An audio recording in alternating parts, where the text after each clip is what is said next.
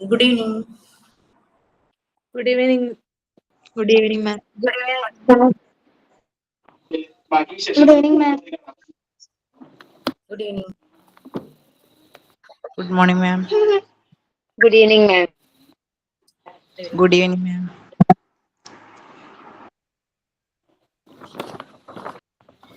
നമുക്ക് സ്റ്റാർട്ട് ചെയ്യാം. പ്രെയർ ആരാ റെഡി ആയിട്ടുള്ളത്?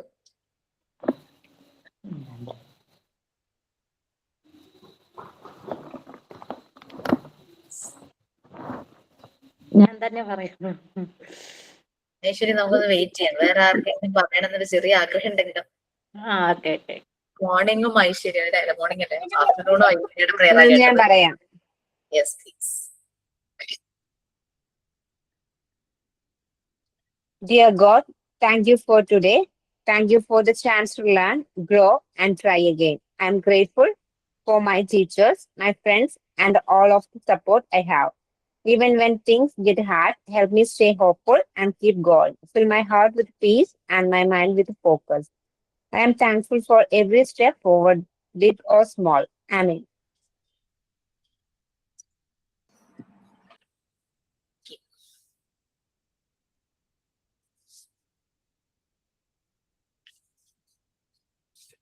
ഓക്കെ, സോ നമ്മൾ ലാസ്റ്റ് ക്ലാസ്സിൽ സെൻസിറ്റീവ് പീരീഡിനെ കുറിച്ച് പറഞ്ഞുകൊണ്ടിരിക്കുകയായിരുന്നു അല്ലെ? Once again very good evening to all. Yes, ma'am. Share ചെയ്യാം ആർക്കെങ്കിലും.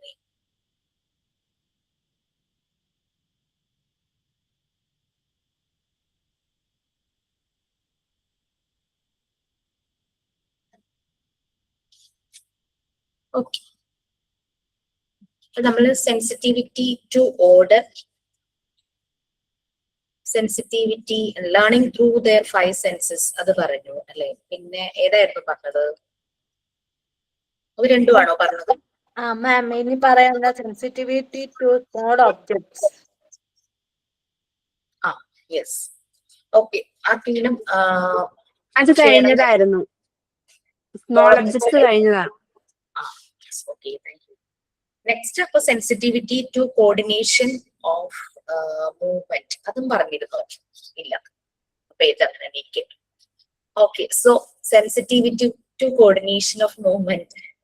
അവിടെ നമുക്ക് മിക്കവാറും നിങ്ങൾക്ക് ചെറിയ കുട്ടികളെ ഒബ്സർവ് ചെയ്തിട്ടുണ്ടെങ്കിൽ അത് മനസ്സിലാക്കിയിട്ടുണ്ടാവുമായിരിക്കും. കാര്യം 1 വയസ്സൊക്കെ ആകാറാവുമ്പോഴേക്കും ഇവര് നടക്കാൻ തുടങ്ങും. പക്ഷെ നടക്കാൻ തുടങ്ങിയാലും ഇവരുടെ ബോഡി ബാലൻസിങ്, ആ ബോഡി കോർഡിനേഷൻ ആവണമെങ്കിൽ, ശരിയായ രീതിയിൽ ആവണമെങ്കിൽ 4 വയസ്സാകണം. ഈ 4 ഇയേഴ്സ് കഴിയുമ്പോഴാണ് ഫിസിക്കൽ ആക്ടിവിറ്റിയിലൊക്കെ കുട്ടികളെ നമ്മൾ ചേർക്കുന്നത്. ഡാൻസ്, മാർഷൽ ആർട്സ്, അങ്ങനെ കരാട്ടെ, അങ്ങനത്തെ കളരിപ്പയറ്റ്, അങ്ങനെയുള്ള സംഭവങ്ങളൊക്കെ ഉണ്ടല്ലോ. അത് വെച്ചാൽ അവരുടെ ബോഡി അപ്പോ ബാലൻസ് ആയി, അവർക്ക് തന്നെ കൺട്രോൾ ചെയ്യാൻ അറിയാം അവരുടെ ബോഡിയുടെ മൂവ്മെന്റ്സ്. അപ്പൊ അത് ഒരു 2.5 വയസ്സ് തുടങ്ങി 4 വയസ്സ് വരെയുള്ള സമയത്താണ് അത് പ്രോഗ്രസീവ് ആയിട്ട് നടക്കുന്നത്. ആ ഒരു സമയം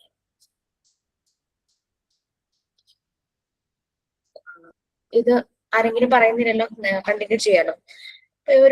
ഒരു വയസ്സൊക്കെ ആകാറാവുമ്പോഴേക്കും ഇവര് നടക്കാൻ തുടങ്ങും. ഈ നടക്കുമ്പോ തന്നെ നമ്മൾ ശ്രദ്ധിച്ചറിയാം ഇവരുടെ പാദം ഈ ഗ്രൗണ്ടിൽ അവർ ടച്ച് ചെയ്യുന്ന രീതിക്ക് വ്യത്യാസമുണ്ട്. അത് പിന്നെ അതുമല്ല, ഒരു ചെറിയ ദൂരം നടക്കുമ്പോ തന്നെ പലതവണ അവര് വേച്ചു പോകാറുണ്ട്, വീഴാൻ പോകും അല്ലെ? എന്തെങ്കിലും സപ്പോർട്ട് അവർക്ക് വേണ്ടി വരും. ചിലപ്പോ അങ്ങ് ഇരിക്കും നടക്കുന്നത് ശരിയാകാതെ വരുമ്പോ. അപ്പൊ അങ്ങനെ ബൈ പ്രാക്ടീസ് ഒരു 2.5 വയസ്സിന് ശേഷം മോളങ്ങ് എഴുതിച്ചിരിക്കുകയാണ് രേവതി. കേട്ടിട്ട് മനസ്സിലാവുന്നുണ്ടോ? മോൾ ഇങ്ങനെയായിരുന്നു നടക്കുന്നത്. മാമിന് ഗുഡ് ഈവനിങ് പറയുന്നതാണ്. Good evening. ഇത്ര നേരം പറഞ്ഞോണ്ടിരിക്കുകയായിരുന്നു, ഇനി മിണ്ടത്തില്ല. Very good evening, thank you. So അപ്പൊ അങ്ങനെ മൂവ്മെന്റുമായിട്ട് കണക്ട് ആണ്. അപ്പൊ ഫിസിക്കൽ മൂവ്മെന്റ് ആണല്ലോ നടക്കുക എന്നുള്ളത്. അപ്പൊ അതിനെ കൺട്രോൾ ചെയ്യാനായിട്ട് കുട്ടികൾക്ക് പറ്റും ഒരു 2.5 വയസ്സിന് ശേഷം. അത് കഴിയുമ്പോൾ അവരുടെ ഓട്ടം ഒക്കെ കാണാൻ നമുക്ക് എത്താൻ പറ്റില്ല അവരുടെ അടുത്ത്. അത്രയ്ക്ക് സ്പീഡിൽ അവർ ഓടുക. നമ്മൾ വിചാരിക്കും വീഴുന്നു, പക്ഷെ അവര് വീഴില്ല. അതുപോലെ ഭയങ്കര സ്പീഡായിരിക്കും. അപ്പൊ ഇത് നടക്കണമെങ്കിൽ ശരിക്കും ഇവര് തന്നെ ഇത് ചെയ്യണം അല്ലെ? അല്ലാതെ എപ്പോഴും കുട്ടിയെ എടുത്തോണ്ടിരിക്കുന്ന അങ്ങനെ ഒരു കുട്ടിക്ക് ഈ ഒരു ബോഡി കോർഡിനേഷൻ ബാലൻസിങ് ഈ ഒരു ടൈം പീരീഡ്, ഈ ഒരു ഏജ് സ്പാനില് ഉണ്ടാകണമെന്നില്ല. കാരണം ഫിസിക്കൽ മൂവ്മെന്റ് തന്നെയാണ് കുട്ടികൾക്ക് അവരുടെ ബോഡിയെ ബാലൻസ് ചെയ്യാനും ആ ബോഡിയെ കൺട്രോൾ ചെയ്യാനും അവരെ ഹെൽപ്പ് ചെയ്യുന്നത്. അപ്പൊ അവര് അത് തന്നെത്താനെ വോളണ്ടറി ആയിട്ട് നടക്കുന്ന ഒരു പെർഫോമൻസ് തന്നെയാണ് ഈ ഒരു ബോഡി കോർഡിനേഷൻ വരുന്നത്. അങ്ങനെ അവർക്കൊരു നല്ലൊരു കൺട്രോള് അവരുടെ സ്വന്തം ബോഡിയിൽ വരും. ഈ അത് പ്രോപ്പർ ആ ഒരു റിപ്പീറ്റ് ചെയ്ത് ആ ഒരു പ്രോസസ് നടക്കും. ഞാൻ പല ക്ലാസ്സിലും പറഞ്ഞിട്ടുണ്ടെന്ന് തോന്നുന്നു. ഒരു അച്ഛൻ മോനും കൂടെ, മോൻ ഏകദേശം ഒരു 1.5 വയസ്സ് ആ ഒരു ഇതാണ്. അപ്പൊ അച്ഛൻ ഫ്രണ്ടിൽ നടക്കുകയാണ്, മോൻ ഫ്രണ്ടില് നടക്കുകയാണ്, അച്ഛൻ ബാക്കിൽ വരുന്നുണ്ട്. അപ്പൊ നടക്കുന്നതിനിടയ്ക്ക് ഇവൻ പെട്ടെന്ന് വേയിച്ചു പോയി വീണുപോയപ്പോ ഇവൻ അവിടെ തന്നെ കിടന്നു. കാരണം ബാക്കിൽ അച്ഛൻ വരുന്നുണ്ടല്ലോ, അച്ഛൻ എന്നെ എടുത്തോളും എന്നൊരു പ്രതീക്ഷയായിരുന്നു കുട്ടിക്ക്. പക്ഷെ അച്ഛൻ ഇത് മൈൻഡ് ചെയ്യാതെ ക്രോസ് ചെയ്തു പോയി കുട്ടിയെ. അപ്പൊ അവന് മനസ്സിലായി ഞാൻ തന്നെ എണീക്കണം എന്നുള്ളത്. പിന്നെ തന്നെ എണീറ്റ് വേഗം നടന്ന് അച്ഛൻ്റെ ഒപ്പം എത്തി. അതെ. അപ്പൊ നമ്മള് അതിനൊരു ചാൻസ് അവർക്ക് കൊടുക്കുക എന്നുള്ളത്. പിന്നെ വീഴ്ച, ഡേഞ്ചർ അങ്ങനെ തോന്നുവാണെങ്കിൽ ഡെഫിനറ്റ്ലി നമ്മൾ പോയി ടേക്ക് കെയർ ചെയ്യുമല്ലോ. അതല്ല ജസ്റ്റ് അങ്ങനെ കൈകുത്തി അങ്ങനെ എന്തെങ്കിലും ചെറുതായ രീതിയിലാണെങ്കിൽ അവർ തന്നെ അവിടെ നിന്ന് എണീറ്റ് വരട്ടെ. വീട്ടിലെ പ്രായമായവർ പറയും വീണാണ് പഠിക്കുന്നതെന്ന് പറയില്ലേ, അത് തന്നെ. നെക്സ്റ്റ് സെൻസിറ്റിവിറ്റി ടു ലാംഗ്വേജ് ഡെവലപ്മെന്റിൽ നിങ്ങൾ കുറേ ഏരിയയിലൂടെ ഇത് കടന്നു പോയിട്ടുണ്ടാകാം. സെൻസിറ്റിവിറ്റി ടു ലാംഗ്വേജ് എന്ന് പറയുന്നത്. ഓക്കെ, ഇതിൽ ആർക്കെങ്കിലും എന്തെങ്കിലും പറയാനുണ്ടോ? ഇനി ബോഡി കോർഡിനേഷനിൽ എന്തെങ്കിലും പറയാനുണ്ടോ? മൂവ്മെന്റിന്റെ കോർഡിനേഷനിൽ എന്തെങ്കിലും പറയാനുണ്ടോ? ഈ നടക്കുന്നതിന്റെ മാത്രമല്ല കേട്ടോ, വാക്കിംഗ് മാത്രമല്ല, എന്തെങ്കിലും അവര് ഹോൾഡ് ചെയ്യുന്നതൊക്കെ ആ ഒരു ഗ്രിപ്പ് ഒക്കെ അവർക്ക് കിട്ടുന്നത് ഒരു 4 ഇയേഴ്സ് 3 to 4 ഇയേഴ്സ് ഈ ഒരു ടൈം സ്പാനിൽ തന്നെയാണ്. മറ്റേത് അതിന് മുമ്പ് ഒക്കെ ഇവരുടെ കയ്യിൽ എന്തെങ്കിലും കിട്ടിക്കഴിഞ്ഞു കഴിഞ്ഞാൽ അത് താഴെ വീഴും. കാരണം അവരുടെ ഫൈൻ മോട്ടോ സ്കില്ല് ഡെവലപ്പ് ആയിട്ടില്ല. ഈ ഒരു ഏജ് ഒക്കെ ആകുമ്പോൾ അത് ഡെവലപ്പായി വരും. കാരണം അതിനനുസരിച്ചുള്ള ആക്ടിവിറ്റീസ് വരും. അപ്പൊ അവർക്ക് എന്തും പുറകെ ഇങ്ങനെ പിടിച്ച് ഹോൾഡ് ചെയ്ത് പിടിക്കാനായിട്ട് പറ്റും. Next sensitivity to language. 1.5 വയസ്സ് തുടങ്ങി 3 വയസ്സ് വരെയുള്ള പ്രായം. ആർക്കെങ്കിലും പറയാനുണ്ടെങ്കിൽ പറയാം, അല്ലെങ്കിൽ നമുക്ക് ശരിക്കും പറഞ്ഞു കഴിഞ്ഞാല് ഏർലിയർ ഇതിൽ തന്നെ കുട്ടി ജനിച്ച് കുറച്ച് കഴിയുമ്പോൾ തന്നെ ആ ഒരു ലാംഗ്വേജിനോടുള്ള സെൻസിറ്റിവിറ്റി ഇവർക്ക് കൂടുകയാണ്. കാരണം എന്തെങ്കിലും ശബ്ദം കേൾക്കുമ്പോൾ ഇവരത് സെൻസ് ചെയ്യുന്നുണ്ട്. നമ്മൾ എന്തെങ്കിലും അവരോട് സംസാരിച്ചുകൊണ്ട് അവരെ കളിപ്പിച്ചുകൊണ്ടിരിക്കുന്ന കഴിഞ്ഞാൽ അവര് നമ്മുടെ ലിപ് മൂവ്മെന്റിലേക്ക് തന്നെ ശ്രദ്ധിക്കും, നമ്മുടെ മുഖത്തേക്ക് തന്നെ ശ്രദ്ധിക്കും. അവരും അപ്പൊ എന്തൊക്കെയോ പറയാനായിട്ട് ശ്രമിക്കും. കുറച്ച് കഴിയുമ്പോൾ അവരെ കുറച്ച് കൂടെ കഴിയുമ്പോഴേക്കും അവരുടേതായ ഒരു ലാംഗ്വേജിൽ അവർ പലതും എക്സ്പ്രസ് ചെയ്യാനായിട്ട് തുടങ്ങും. പിന്നെ നമ്മൾ പറയുന്ന വാക്കുകൾ അവരത് റിപ്പീറ്റ് ചെയ്യാൻ തുടങ്ങും. ആ റിപ്പീറ്റഡ് വേർഡ് എന്ന് പറയുന്നത് ചിലപ്പോ അതുമായിട്ട് മാച്ച് ആകാത്തതും വരാം, അതുമായിട്ട് മാച്ച് തോന്നുന്ന രീതിയിലും വരാം. പിന്നെ അമ്മ, പപ്പ അങ്ങനെയൊക്കെയുള്ള അതൊക്കെ അവർ പറയാനായിട്ട് തുടങ്ങും. ടാറ്റ അങ്ങനെയൊക്കെ പറയാൻ തുടങ്ങും. പിന്നെ അവരൊരു ടെലഗ്രാഫിക് സെന്റൻസസ് പറയാൻ തുടങ്ങും. അതായത് ഫുള്ളായിട്ട് മീനിങ് വരുന്ന സെന്റൻസ് അല്ല, പക്ഷെ നമുക്കത് കേട്ട് കഴിഞ്ഞു കഴിഞ്ഞാല് നീഡ് വാട്ടർ അങ്ങനെയൊക്കെ, വെള്ളം വേണം, അങ്ങനെ ഫുള്ളായിട്ട് സെന്റൻസ് പറയാതെ അവര് ഇങ്ങനെ അങ്ങനത്തെ ഉള്ള മീനിങ് മനസ്സിലാകുന്ന രീതിയിലുള്ള ചെറിയ ചെറിയ സെന്റൻസുകൾ, ബ്രോക്കൺ സെന്റൻസ് ആണെങ്കിലും പറയാനായിട്ട് തുടങ്ങും. ഇത് നിങ്ങൾ ലാംഗ്വേജ് ഡെവലപ്മെന്റിൽ കണ്ടിട്ടുള്ളതാണ്. പിന്നെ ആദ്യമൊക്കെ കുട്ടി ഈ അനിമൽസിന്റെ ശബ്ദം കേൾക്കുമ്പോൾ അത് ഇമിറ്റേറ്റ് ചെയ്യാനായിട്ട് തുടങ്ങും. ഇപ്പം ഡോഗ് ബാർക്കിംഗ് ഒക്കെ അവർ ഇമിറ്റേറ്റ് ചെയ്യും. പൂച്ച കരയണതും കിളിയുടെ ശബ്ദമൊക്കെ അവർ ഇമിറ്റേറ്റ് ചെയ്യും. പക്ഷെ കുറെ അങ്ങ് കഴിയുമ്പോഴേക്കും ഇവരെ ഹ്യൂമൻ സൗണ്ട്സിനോട് മാത്രം സെൻസിറ്റീവ് ആകാനായിട്ട് തുടങ്ങും. അത് അവരുടെ ആ ഒരു കോൺസെൻട്രേഷൻ ആണ്. അവർ പിന്നെ അത് റിപ്പീറ്റ് ചെയ്യാനായിട്ട് തുടങ്ങും. അങ്ങനെയാണ് മനുഷ്യരെ പോലെ ശരിക്കും കുട്ടി കേൾക്കുന്നത് മനുഷ്യന്റെ ശബ്ദം മാത്രമല്ല ചുറ്റുപാടും കേൾക്കുന്നത്. പക്ഷെ ഹ്യൂമൻ ലാംഗ്വേജിലാണ് ഇവർക്ക് സെൻസിറ്റിവിറ്റി കൂടുതലാകുന്നത്.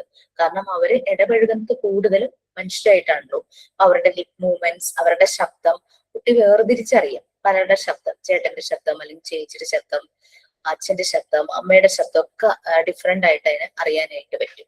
ദൂരേനെ അവരുടെ ശബ്ദം കേട്ട് കഴിഞ്ഞാൽ വളരെ അടുപ്പമുള്ളവരാണെങ്കിൽ ആൾക്കാരാണെങ്കിൽ അവരുടെ അടുത്ത് അങ്ങോട്ട് ഓടും, ശബ്ദം കേട്ട ഭാഗത്തേക്ക്. അങ്ങനെയൊക്കെ സെൻസ് ചെയ്യാനായിട്ട് അവർക്ക് കഴിയും. ഇത് അബ്സോർബൻ മൈൻഡ് തന്നെയാണ്. ഈ അബ്സോർബൻ മൈൻഡ് ആണ് ഇത് മുഴുവനും ഇങ്ങനെ അൺകോൺഷ്യസ്ലി, ചെറിയ പ്രായമാണല്ലോ ആ ഒരു 1.5 വയസ്സിന് ശേഷം എന്നൊക്കെ പറയുന്നത്, അൺകോൺഷ്യസ്ലി ഇതെല്ലാം അവര് പിടിച്ചെടുക്കുകയാണ് ചെയ്യുന്നത്. പിന്നെ വേർതിരിച്ചറിയാനായിട്ട് പറ്റുന്ന ഇപ്പൊ പറഞ്ഞല്ലോ, സർട്ടൻ സൗണ്ട്സ് അവര് പെട്ടെന്ന് അവർക്ക് സെൻസിറ്റീവ് ആയിരിക്കും. ഇനി next sensitivity to social aspects of life. കുട്ടികൾ സോഷ്യലൈസ് ചെയ്യുന്നത് സോഷ്യൽ ഡെവലപ്മെന്റിൽ നിങ്ങൾ അത് കണ്ടിട്ടുണ്ടാകും. ആദ്യം ഉണ്ടായിരുന്ന ആളുകളെ കാണുമ്പോഴുള്ള ആ ഒരു പേടി അതൊക്കെ മാറി അവർ കുറച്ചുകൂടെ ആളുകളുമായിട്ട് സോഷ്യലൈസ് ചെയ്യാനായിട്ട് തുടങ്ങും. അവരുടെ പ്രായത്തിലുള്ള കുട്ടികളോടും വലിയ കുട്ടികളോടും ഒക്കെ അവർക്ക് ഭയങ്കര അവരുമായിട്ടൊക്കെ കളിക്കാനും അങ്ങനെയുള്ള കാര്യങ്ങളൊക്കെ ഇഷ്ടപ്പെട്ടു തുടങ്ങും. എന്തെങ്കിലും നേരത്തെ പറഞ്ഞതുമായിട്ട് ആഡ് ചെയ്യാനുണ്ടെങ്കിൽ പറയണോട്ടോ. ഞാനിങ്ങനെ ആരും ഇല്ലാന്ന് തോന്നിയത് കൊണ്ടാണ് ഇങ്ങനെ പറഞ്ഞു പോകും. യെസ്.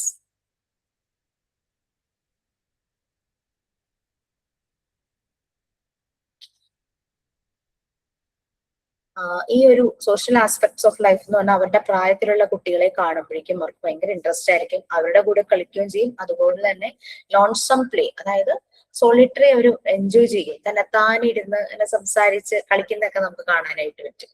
അത് അവരുടെ ആ ഒരു സോഷ്യലൈസേഷന്റെ ഭാഗമായിട്ട് തന്നെയാണ് ആ ഒരു ലോൺസം പ്ലേ ഒക്കെ വരുന്നത്. ഒറ്റയ്ക്ക് ഇരുന്ന് കളിക്കും, അതും അവർ എൻജോയ് ചെയ്യും. അങ്ങനെ ഫ്രണ്ട്ഷിപ്പ് ഡെവലപ്പ് ചെയ്യുന്ന ഒരു ടൈമാണെന്ന് പറയാം. നമുക്കറിയാം LKG അല്ലെങ്കിൽ പ്ലേ സ്കൂള്, അങ്ങനെ കിൻഡർ ഗാർഡൻ, അംഗൻവാടി അങ്ങനെയൊക്കെയുള്ള സ്ഥലങ്ങളിൽ നമ്മൾ കുട്ടികളെ കൊണ്ടുവന്ന് ആക്കുന്ന ഒരു ഏജ് കൂടിയാണ് ഈ ഒരു സമയം. ആ ഒരു ടൈമില് അവര് ഫ്രണ്ട്ഷിപ്പ് അവരുടേതായ രീതിയിൽ തോന്നുന്ന ഭയങ്കര ബെസ്റ്റ് ഫ്രണ്ട് എന്നൊക്കെ പറഞ്ഞിട്ട് വീട്ടിലൊക്കെ വന്ന് പറയുമല്ലോ, അങ്ങനെ ഫ്രണ്ട്ഷിപ്പ് അങ്ങനെ ഒരു ഇത് ഫോം ചെയ്യാനായിട്ട്. അപ്പൊ സോഷ്യലൈസ് ചെയ്യുന്നതിന്റെ ഭാഗമാണ് മറ്റുള്ള ആളുകളുമായിട്ട് അവരെ ഇന്ററാക്ട് ചെയ്യാനായിട്ട് തുടങ്ങുന്നത്, ഡെവലപ്പ് ചെയ്യും. അങ്ങനെ ഒരു ഗ്രൂപ്പിന്റെ ഭാഗമായി മാറും. അങ്ങനെയാണ് അവരുടെ social aspects of life develop ചെയ്തു വരുന്നത്. ഓക്കെ, അപ്പൊ ഇത് നമ്മൾ നല്ലൊരു എൻവയോൺമെന്റ് ആവശ്യത്തിന് ഫ്രീഡം കൊടുക്കുമ്പോഴാണ് നമ്മൾ ഈ പറഞ്ഞ എല്ലാ സെൻസിറ്റിവിറ്റി ഡെവലപ്മെന്റും കാണിക്കുന്നത്. അതേസമയം കുട്ടി വളരുന്ന എൻവയോൺമെന്റ് നല്ലൊരു എൻവയോൺമെന്റ് അല്ല, നല്ല നറിഷ്ഡ് എൻവയോൺമെന്റ് അല്ല, മാൽനറിഷ്ഡ് എൻവയോൺമെന്റ് ആണെങ്കിൽ അവിടെ ഈ എല്ലാ സെൻസിറ്റീവ് പീരീഡും വളരെ ലോ ആയിരിക്കും. അങ്ങനെ വരുമ്പോൾ കുട്ടിക്ക് ഒരു സിസ്റ്റമാറ്റിക് ഓർഡർ ഇല്ല, കുട്ടിയുടെ കോൺഫിഡൻസ് കുറയും, കുട്ടി ലേണിംഗ് വളരെ വീക്ക് ആവും. 5 സെൻസസ് യൂസ് ചെയ്ത് ലേൺ ചെയ്യുന്ന ഒരു പ്രായമാണ്. ആ ലേണിംഗ് വളരെ വീക്ക് ആവും. ലാംഗ്വേജ് ഡെവലപ്പ് ചെയ്യുന്നില്ല. സ്മോൾ ഒബ്ജക്ട്സിനെ ഒബ്സർവ് ചെയ്യാനുള്ള സാഹചര്യം അവിടെ ഇല്ല. വീടിനകത്ത് അടച്ചുപൂട്ടി അങ്ങനെയുള്ള കുട്ടിയാണെങ്കിൽ അത് പുറത്തിറങ്ങിയ കാഴ്ചകൾ കാണുന്നില്ല. അപ്പൊ അതിന് ആ ഒരു കോൺസെൻട്രേഷൻ, അറ്റൻഷൻ ഇതൊന്നും അതിന്റെ ഡെവലപ്പ് ചെയ്യില്ല. പിന്നെ ലാംഗ്വേജ്, ആളുകളുമായിട്ട് ഇന്ററാക്ട് ചെയ്യുന്നില്ല, ലാംഗ്വേജ് വളരെ പുവർ ആയിരിക്കും, സോഷ്യലൈസ് ചെയ്യുന്നില്ല. അങ്ങനെ എല്ലാ മേഖലകളും. പിന്നെ മൂവ്മെന്റ്സ്, നല്ല രീതിയിൽ നടക്കാൻ പോലും ചിലപ്പോൾ കുട്ടിക്ക് അറിയാൻ പറ്റാതെ വരും. ആ മൂവ്മെന്റ്സ് വളരെ വീക്കായിരിക്കും. ഇതെല്ലാം സംഭവിക്കും ഒരു മാൽ നറിഷ്ഡ് ആയിട്ടുള്ള ഒരു എൻവയോൺമെന്റിലാണ് കുട്ടി വളരുന്നെങ്കിൽ. അതാണ് നെക്സ്റ്റ് പറയുന്നത്. ഞാൻ എല്ലാം തന്നെ ഒന്ന് പറഞ്ഞു പോയി, എന്നാലും ഞാൻ പറയുമായിരുന്നില്ലേ, ആ 6 വീക്കായിട്ട്, അതായത് മാൽനറിഷ്മെന്റ് ആയിട്ടുള്ള എൻവയോൺമെന്റിലാണ് കുട്ടി വളരുന്നതെങ്കിൽ എന്തൊക്കെയാണ് സംഭവിക്കുന്നതെന്ന് ഞാനിപ്പോ ഒന്ന് ബ്രീഫ് ചെയ്തു. ആരെങ്കിലും അതൊന്ന് റീഡ് ചെയ്തു, കാരണം കൂടുതലായിട്ട് അതിനകത്തൊന്നുമില്ല. ആ കുട്ടികളെ എല്ലാ മേഖലകളിലും വീക്ക് ആവുന്നതും അവരുടെ ഡെവലപ്മെന്റ് വളരെ സ്ലോ ആവുന്നതും. ഇതാണ് പലപ്പോഴും ചില കുട്ടികളെ കണ്ടു കഴിഞ്ഞാൽ പ്രായം തോന്നും, പക്ഷെ അവരുടെ ആക്ഷൻസ് കണ്ടു കഴിഞ്ഞാൽ ചെറിയ കുട്ടികളുടെ പോലെ എന്നുള്ള രീതിയിൽ നമ്മൾ പറയാറില്ലേ. അതായത് അവരുടെ ക്രോണോളജിക്കൽ ഏജ്, കറക്റ്റ് ഏജ് 6 വയസ്സാണെങ്കിലും അവർ കാണിക്കുന്നത് 2 വയസ്സുകാരൻ കാണിക്കുന്ന പോലെയാണ്. അപ്പൊ അവരുടെ മെന്റൽ ഏജ് 2 വയസ്സിൽ നിൽക്കുക. അപ്പൊ അങ്ങനെയുള്ള കുട്ടികളെ ഭയങ്കര സ്ലോ ആയിരിക്കും അവരെല്ലാ കാര്യത്തിലും. അവരെ ഡെവലപ്പ് ചെയ്യണമെങ്കിൽ നമുക്ക് പല ആക്ടിവിറ്റീസും തെറാപ്പി ഒക്കെ ചിലപ്പോൾ പ്രൊവൈഡ് ചെയ്യേണ്ടതായിട്ട് വരും. അത് ഇതുപോലെ മാൽനറിഷ്ഡ് ആയിട്ടുള്ള ഒരു എൻവയോൺമെന്റിൽ അവര് കഴിഞ്ഞു പോയത് കൊണ്ടായിരിക്കാം, അല്ലെങ്കിൽ അവർക്ക് കറക്റ്റ് ആയിട്ടുള്ള ഫ്രീഡമോ നല്ല കെയറോ കിട്ടാത്ത കൊണ്ടായിരിക്കാം, അല്ലെങ്കിൽ എന്തെങ്കിലും ബൈ ബർത്ത് ഹെറിഡിറ്ററി അതും സംഭവിക്കാം കേട്ടോ. ഇത് മാത്രമാവണമെന്നില്ല, വളരെ സാഹചര്യം മാത്രമാവണമെന്നില്ല, അല്ലാതെയും സംഭവിക്കും. ഞാൻ അതൊന്ന് ബ്രീഫ് ചെയ്തു. അത് 6ഉം ആരെങ്കിലും ഒന്ന് റീഡ് ചെയ്യാമോ? അല്ലെങ്കിൽ 3 ഒരാൾ റീഡ് ചെയ്യൂ, ബാക്കി 3 ഒരാൾ റീഡ് ചെയ്തു. ചെറിയ ടോപ്പിക്സ്. Yes please. നല്ലപോലെ ഓഡിയോ കുഴപ്പമില്ലാത്ത ആരെങ്കിലും, മീൻസ് ഡിസ്റ്റർബൻസ് ഏതാ മിസ്റ്റർ വായിക്കണ്ടേ? നമ്മൾ എടുത്ത പോർഷൻ ആണ്, ഇപ്പൊ കഴിഞ്ഞ പോർഷൻ. കഴിഞ്ഞ കോൾ പോർഷൻ ഒന്നും കട്ടായിരുന്നു. സ്ക്രീനിൽ നോക്കിക്കേ Revathi. The effect of malnourishment of children. Okay okay okay. അതിന് താഴെയുള്ള 6 പോയിന്റ് ഉണ്ട്. 2 പേര് റെഡി ആണെങ്കിൽ 3 പോയിന്റ് വെച്ച് വായിക്കാം. ഇനി ആർക്കെങ്കിലും റീഡ് ചെയ്യണമെന്നുണ്ടോ? വായിക്കാം. ഞാൻ വായിക്കാം. ബാക്കി 3 പോയിന്റ് ഞാൻ വായിക്കാം. ഓക്കെ. അപ്പൊ രേവതി ഫസ്റ്റ് 3 പോയിന്റ്സ് വായിച്ചോളൂ, റംസി ലാസ്റ്റ് 3 പോയിന്റ്സ് വായിച്ചോളൂ. Okay, please. Sensitivity to order. If the sensitivity to order is lacking, the child may not be able to turn himself and create a mental picture of the world. Hence, he will feel very anxious and have no confidence in himself. Sensitivity to learning through their 5 senses. If the child is disposed of the right environment during this period, example, the child is not allowed to explore with material, it will inhibit the child from learning. Furthermore, the child may become more disaffected. This may be due to the poor development of will, as he has little or no opportunity to work with materials in his environment. This in turn will lead to poor concentration. It would be difficult for the child to make comparison and judgment because the sensory exploration and exercise are meant to refine these powers of the child. Sensitivity to small objects. The lack of the right environment for this sensitivity may demoralize the curiosity of the child in discovering new things. It will make him less observant of his environment and therefore affect his learning. The child might become very passive. Small details usually have a great impact towards the overall results.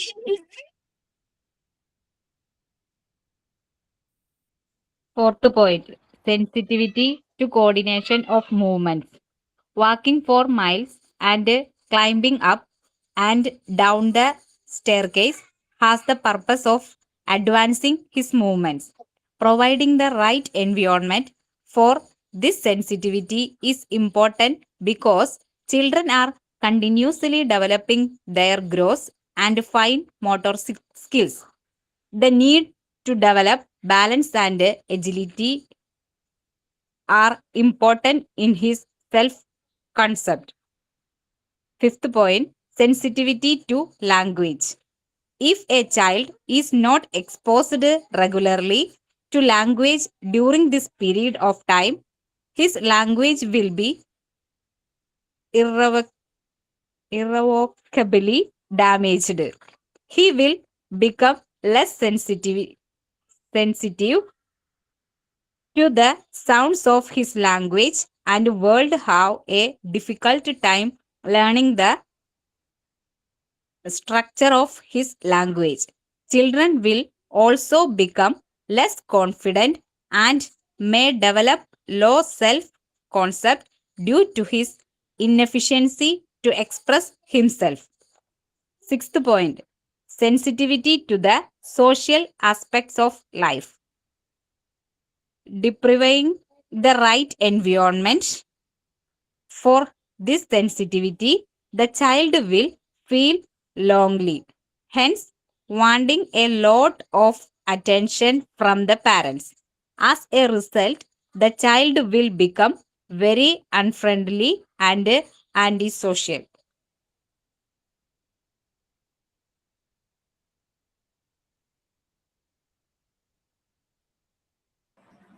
Six points എനിക്ക് വായിച്ചപ്പോൾ മനസ്സിലായെന്ന് തോന്നുന്നു. ആ order നമുക്കറിയാം, കുട്ടികളിൽ ഒരു absorb ചെയ്യുന്ന പല മെന്റൽ ഇമേജ്, ആ ഇംപ്രഷൻസ് അത് മനസ്സിൽ ഓർത്ത് വെച്ചിട്ടാണ് അവർ ആ ഓർഡർ,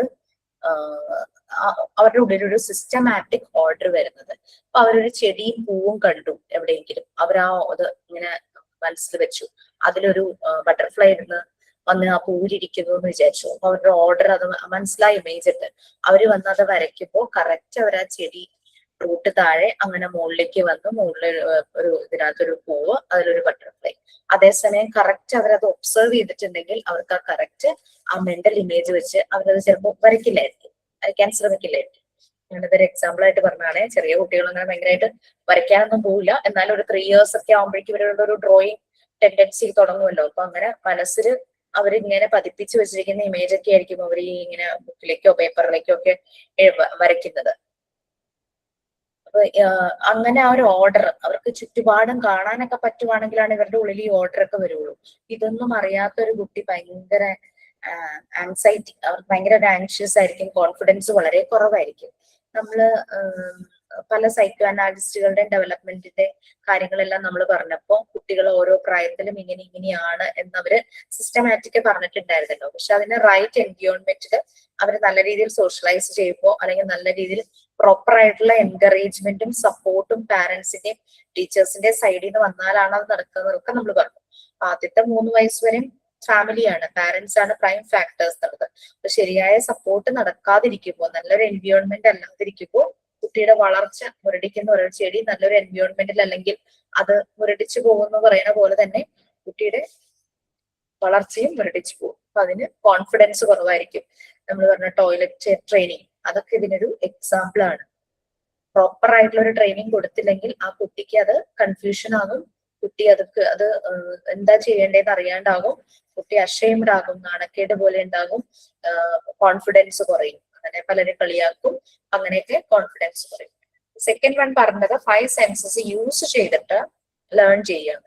ഈ 5 സെൻസസ് യൂസ് ചെയ്ത് ലേൺ ചെയ്യണമെങ്കിൽ കുട്ടിയെ നമ്മൾ ഒരു റൂമിനകത്ത് തന്നെ ഇങ്ങനെ പിടിച്ചു വെച്ചുകൊണ്ടിരുന്നു കഴിഞ്ഞാൽ അതിനുള്ള ചാൻസ് കിട്ടില്ല. പുറത്തേക്കൊക്കെ ഇറങ്ങുമ്പോഴാണ് കാഴ്ചകൾ കാണുന്നത്, പലതും കേൾക്കുന്നത്, അതിന് പലതും തൊട്ട് നോക്കാൻ തോന്നുന്നത്, അല്ലെ? അപ്പൊ അങ്ങനെയൊക്കെ 5 സെൻസസ് യൂസ് ചെയ്യാൻ പറ്റുന്ന ഒരു സാഹചര്യം ഉണ്ടെങ്കിൽ മാത്രമാണ് അതിലൂടെയുള്ള ലേണിംഗ് നടക്കുകയുള്ളൂ. അപ്പൊ അത് നടക്കാതെ വരും. ഇപ്പൊ പ്രോപ്പർ ആയിട്ട് എക്സ്പ്ലോറേഷൻ നടക്കണം, എന്നാൽ മാത്രമാണ് ആ സെൻസറി ഡെവലപ്മെന്റ് ഉണ്ടാകുകയുള്ളൂ. പിന്നെ ചെറിയ ഒബ്ജക്ട്സ് അത് കാണാനുള്ള സൗകര്യമില്ലെങ്കിൽ കുട്ടി വളരെ പാസീവ് ആയിരിക്കും, അതായത് ആക്റ്റീവ് അല്ലാതാകും.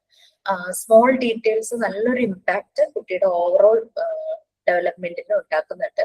അതുപോലെ തന്നെ നല്ലപോലെ അവർ നിരീക്ഷിക്കണമെങ്കിൽ ചെറിയ ചെറിയ കാര്യങ്ങൾ അവർ കാണുകയും അത് മനസ്സിലാക്കുകയും ചെയ്താലാണ് ആ ഒരു ഒബ്സർവേഷൻ, ആ ഒരു concentration, power of attention, imagination ഒക്കെ അവരിൽ കൂടുള്ളൂ. ക്യൂരിയോസിറ്റി, അവർക്ക് കൂടുതൽ അത് അറിയാനും ആ ലേണിംഗ് ഒക്കെ നടക്കുകയുള്ളൂ.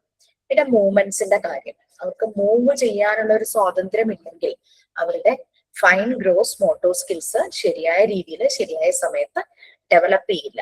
അപ്പൊ അത് അവരുടെ സെൽഫ് കൺസെപ്റ്റിനെ തന്നെ ബാധിക്കും. ബാലൻസ് ശരിയാകില്ല, അവരുടെ ആ ഒരു എനർജി ലെവൽ അതൊന്നും ശരിയാകാതെ വരും. പിന്നെ സെൻസിറ്റിവിറ്റി ടു ലാംഗ്വേജ് ആയിരുന്നു.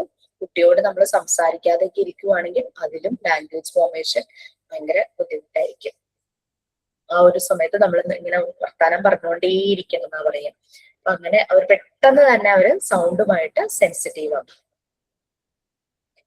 Next social aspects. പുറത്ത് വിടാതെ, മറ്റാളുകളുമായിട്ട് മിങ്കിൾ ചെയ്യാതെ, മറ്റു കുട്ടികളുമായിട്ട് കണക്റ്റഡ് ആകാതെ ഒക്കെ കഴിയുന്ന ഒരു കുട്ടീനെ സോഷ്യൽ ഡെവലപ്മെന്റ് വളരെ ലോ ആയിരിക്കും. എപ്പോഴും ആ കുട്ടി ഒരു ലോൺലി ആ ഒരു ഫീൽ ആയിരിക്കും. അപ്പൊ അങ്ങനെ വരുന്ന കുട്ടികളാണ് ഭയങ്കര വാശി കാണിക്കുകയും അറ്റൻഷൻ സീക്കിങ് അവർക്ക് കൂടുതലായിരിക്കും. പാരന്റ്സിന്റെ സൈഡിൽ എപ്പോഴും പാരന്റ്സ് മാത്രമായിരിക്കും കൂടെ ഉണ്ടാവും, എന്തിനും പാരന്റ്സ് വേണം, അങ്ങനെ ഒരു ബാഡ് ടെമ്പർ ഒക്കെ അവർക്ക് ഉണ്ടായിരിക്കും. അങ്ങനെയുള്ള കുട്ടികൾ മറ്റാളുകളോട് ഇടപെടുന്നില്ല, ഒരു അൺഫ്രണ്ട്ലി, അങ്ങനത്തെ ഒരു ഒട്ടും സോഷ്യലൈസ് ചെയ്യാത്ത ഒരു നേച്ചർ ആയിരിക്കും. നെക്സ്റ്റ് രണ്ടാമത്തത് നമ്മൾ സെൻസിറ്റീവ് പീരീഡും അബ്സോർബന്റ് മൈൻഡും ആണെന്ന് പറഞ്ഞു അല്ലെ. കുട്ടികളുടെ അവരെ ഡെവലപ്പ് ചെയ്യാൻ ഹെൽപ്പ് ചെയ്യുന്ന അവർക്ക് ഇന്റേണലി ഉള്ള 2 ടൂൾസ് എന്ന് പറയുന്നതിൽ ഒന്ന് സെൻസിറ്റീവ് പീരീഡ് നമ്മൾ പറഞ്ഞു കഴിഞ്ഞു. നെക്സ്റ്റ് വൺ അബ്സോർബന്റ് മൈൻഡ് ആയിരുന്നു. അബ്സോർബന്റ് മൈൻഡ് എന്ന് പറഞ്ഞാൽ എന്തും പിടിച്ചെടുക്കുക, അതിന് പറ്റുന്ന ഒരു മൈൻഡ് അതായിരുന്നു. കുട്ടികൾ ലേൺ ചെയ്യുന്നത് അങ്ങനെയാണ്. പക്ഷെ നമ്മൾ പറഞ്ഞു 3 വയസ്സിന് ശേഷം അവർക്ക് ഫാക്ട് അവർ ഐഡന്റിഫൈ ചെയ്യാനായിട്ട് തുടങ്ങും. അതിനു മുമ്പ് വരെയും എന്തും അവർ വിശ്വസിക്കും. 3 വയസ്സിന് ശേഷം അമ്പിളിമാമനെ പിടിച്ചു തരാൻ പറ്റും എന്നുള്ളത് അതൊക്കെ അവർക്ക് മനസ്സിലാകും, അതൊന്നും നടക്കുന്ന കാര്യമല്ല. അപ്പൊ അങ്ങനെ 3 വയസ്സിന് ശേഷം അവരുടെ അബ്സോർബന്റ് മൈൻഡ് കുറച്ചുകൂടെ നല്ല റിഫോംഡ് ആകും, നല്ലൊരു ഫോമിലേക്ക് ആകും. നല്ലൊരു ഈ ഒരു ബർത്ത് തുടങ്ങിയ ഒരു 6 വയസ്സ് വരെ ഇവരുടെ മെന്റൽ കപ്പാസിറ്റി വളരെ സ്ട്രോങ് ആണ്. ഡോക്ടർ മോണ്ടിസോറി അങ്ങനെയാണ് ആ ഒരു കപ്പാസിറ്റി, മനസ്സിനുള്ള ആ കപ്പാസിറ്റിയാണ് ഡോക്ടർ മോണ്ടിസോറി അബ്സോർബന്റ് മൈൻഡ് എന്ന് വിളിച്ചത്. ജസ്റ്റ് ലൈക്ക് എ സ്പഞ്ച് ഉണ്ടല്ലോ, നമ്മൾ സ്പോഞ്ച് എന്ന് പറയും, ഇംഗ്ലീഷിൽ സ്പഞ്ച് ആണ്. സ്പഞ്ച് എങ്ങനെയാണ് ഒരു വെള്ളത്തിലേക്ക് ഇട്ട് കഴിഞ്ഞു കഴിഞ്ഞാൽ വെള്ളം മുഴുവൻ അബ്സോർബ് ചെയ്തെടുക്കും. അതുപോലെ മോർ ആക്റ്റീവ് ആയിരിക്കും കുട്ടികൾ ഈ അബ്സോർബന്റ് മൈൻഡ് നല്ല കേപ്പബിലിറ്റി ഉള്ളതാണെങ്കിൽ. അപ്പൊ ഈ അബ്സോർപ്ഷൻ ഞാനത് വായിക്കണമെങ്കിൽ പറയാണ്, അബ്സോർപ്ഷൻ നടക്കുന്നത് 2 ലെവലിലായിട്ട്. ഒന്നാമത്തത് അൺകോൺഷ്യസ് ആയിരിക്കും, അതായത് ബർത്ത് തുടങ്ങി 3 വയസ്സ് വരെ. രണ്ടാമത്തത് കോൺഷ്യസ് ആയിരിക്കും, കോൺഷ്യസ് അബ്സോർപ്ഷൻ ആയിരിക്കും. അത് 3 വയസ്സ് തുടങ്ങി 6 വയസ്സ് വരെയുള്ള സമയത്താണ് അത്. അപ്പോ ഈ 3 വയസ്സ് വരെ എന്ന് പറയുമ്പോൾ അവർ കാര്യങ്ങൾ പഠിക്കുവാണോ എന്നുള്ളതൊന്നും അവർക്ക് അറിയില്ലല്ലോ. അപ്പോൾ ആഫ്റ്റർ 3 ഇയേഴ്സ് ആണ് അവർ അങ്ങനെ ഒരു സിസ്റ്റത്തിലേക്ക് പോകുന്നത്. ഒരു സ്കൂള് അല്ലെങ്കിൽ നഴ്സറി അല്ലെങ്കിൽ കിൻഡർ ഗാർഡൻ അങ്ങനെയുള്ളതിലേക്കൊക്കെ പോകുന്നത് ആഫ്റ്റർ 3 ഇയേഴ്സ്. അപ്പൊ 3 വയസ്സ് വരെ ദേ ഡോണ്ട് നോ അവർക്ക് എന്തിനാണ് ഇതൊക്കെ പഠിക്കുന്നത്, അതിന്റെ പർപ്പസ് എന്താന്നുള്ളതൊന്നും അവർക്കറിയില്ല. പക്ഷെ ആഫ്റ്റർ 3 ഇയേഴ്സ് 4 ഇയേഴ്സ് ഒക്കെ വരുമ്പോൾ ഡാൻസ് എന്ത് പഠിക്കണു, പാട്ട് എന്തിനു പഠിക്കണു, ഡ്രോയിങ് എന്തിനു പഠിക്കുന്നു, സ്കൂളിൽ എന്തിനു പോകുന്നു, സ്കൂളിൽ പോയി ഇതൊക്കെ ഞാൻ പഠിക്കണം, എനിക്ക് നല്ല കുട്ടിയാകണം, അങ്ങനെയൊക്കെയുള്ള തോന്നൽ വരുന്നത് ആഫ്റ്റർ 3 ഇയേഴ്സ് അല്ലേ. അവരുടെ കോൺഷ്യസ് മൈൻഡ് ആകുന്നതാണ്, കോൺഷ്യസ് ആയിട്ട് മാറുവാണ്. അവർക്കറിയാം എന്തിനാണ് ഞാൻ ഇതൊക്കെ ചെയ്യുന്നത് എന്നുള്ള രീതിയിൽ അവര് മാറുകയാണ്. അതാണ് മെമ്മറി കൂടുതൽ ആ ടൈമിൽ ഷാർപ്പാകുന്നത്. ഈ ബർത്ത് തുടങ്ങി 3 വയസ്സ് വരെ എന്ന് പറഞ്ഞു കഴിഞ്ഞാൽ ലാംഗ്വേജ് അവരിൽ ഫോം ചെയ്യുന്നു, അവരിൽ പല ഹാബിറ്റ്സ് ഫോം ചെയ്യുന്നു, പല കൾച്ചർ ഫോം ചെയ്യുന്നു, അവര് മൂവ് ചെയ്യുന്നു എൻവയോൺമെന്റിലൂടെ. ഇതൊക്കെ അവർക്ക് നടക്കുവാണ്. പക്ഷെ അവരുടെ ബ്രെയിനൊക്കെ പതുക്കെ പതുക്കെ ബിൽഡ് ആവുകയാണ്. അവരുടെ പേഴ്സണാലിറ്റിയും ഇങ്ങനെ ബിൽഡ് ചെയ്തുകൊണ്ടിരിക്കുകയാണ്. എന്താണോ അവരുടെ ചുറ്റുപാടുമുള്ളത് അവർ എക്സ്പ്ലോർ ചെയ്യുന്ന ഏരിയ കുറവായിരിക്കും അല്ലെ 3 വയസ്സ് വരെ എന്ന് പറയുമ്പോൾ. ഫാമിലിയുമായിട്ടുള്ള പുറത്തു പോകുന്ന സമയങ്ങൾ ഇത്രയും മാത്രമേ ഉള്ളൂ 3 വയസ്സ് വരെ.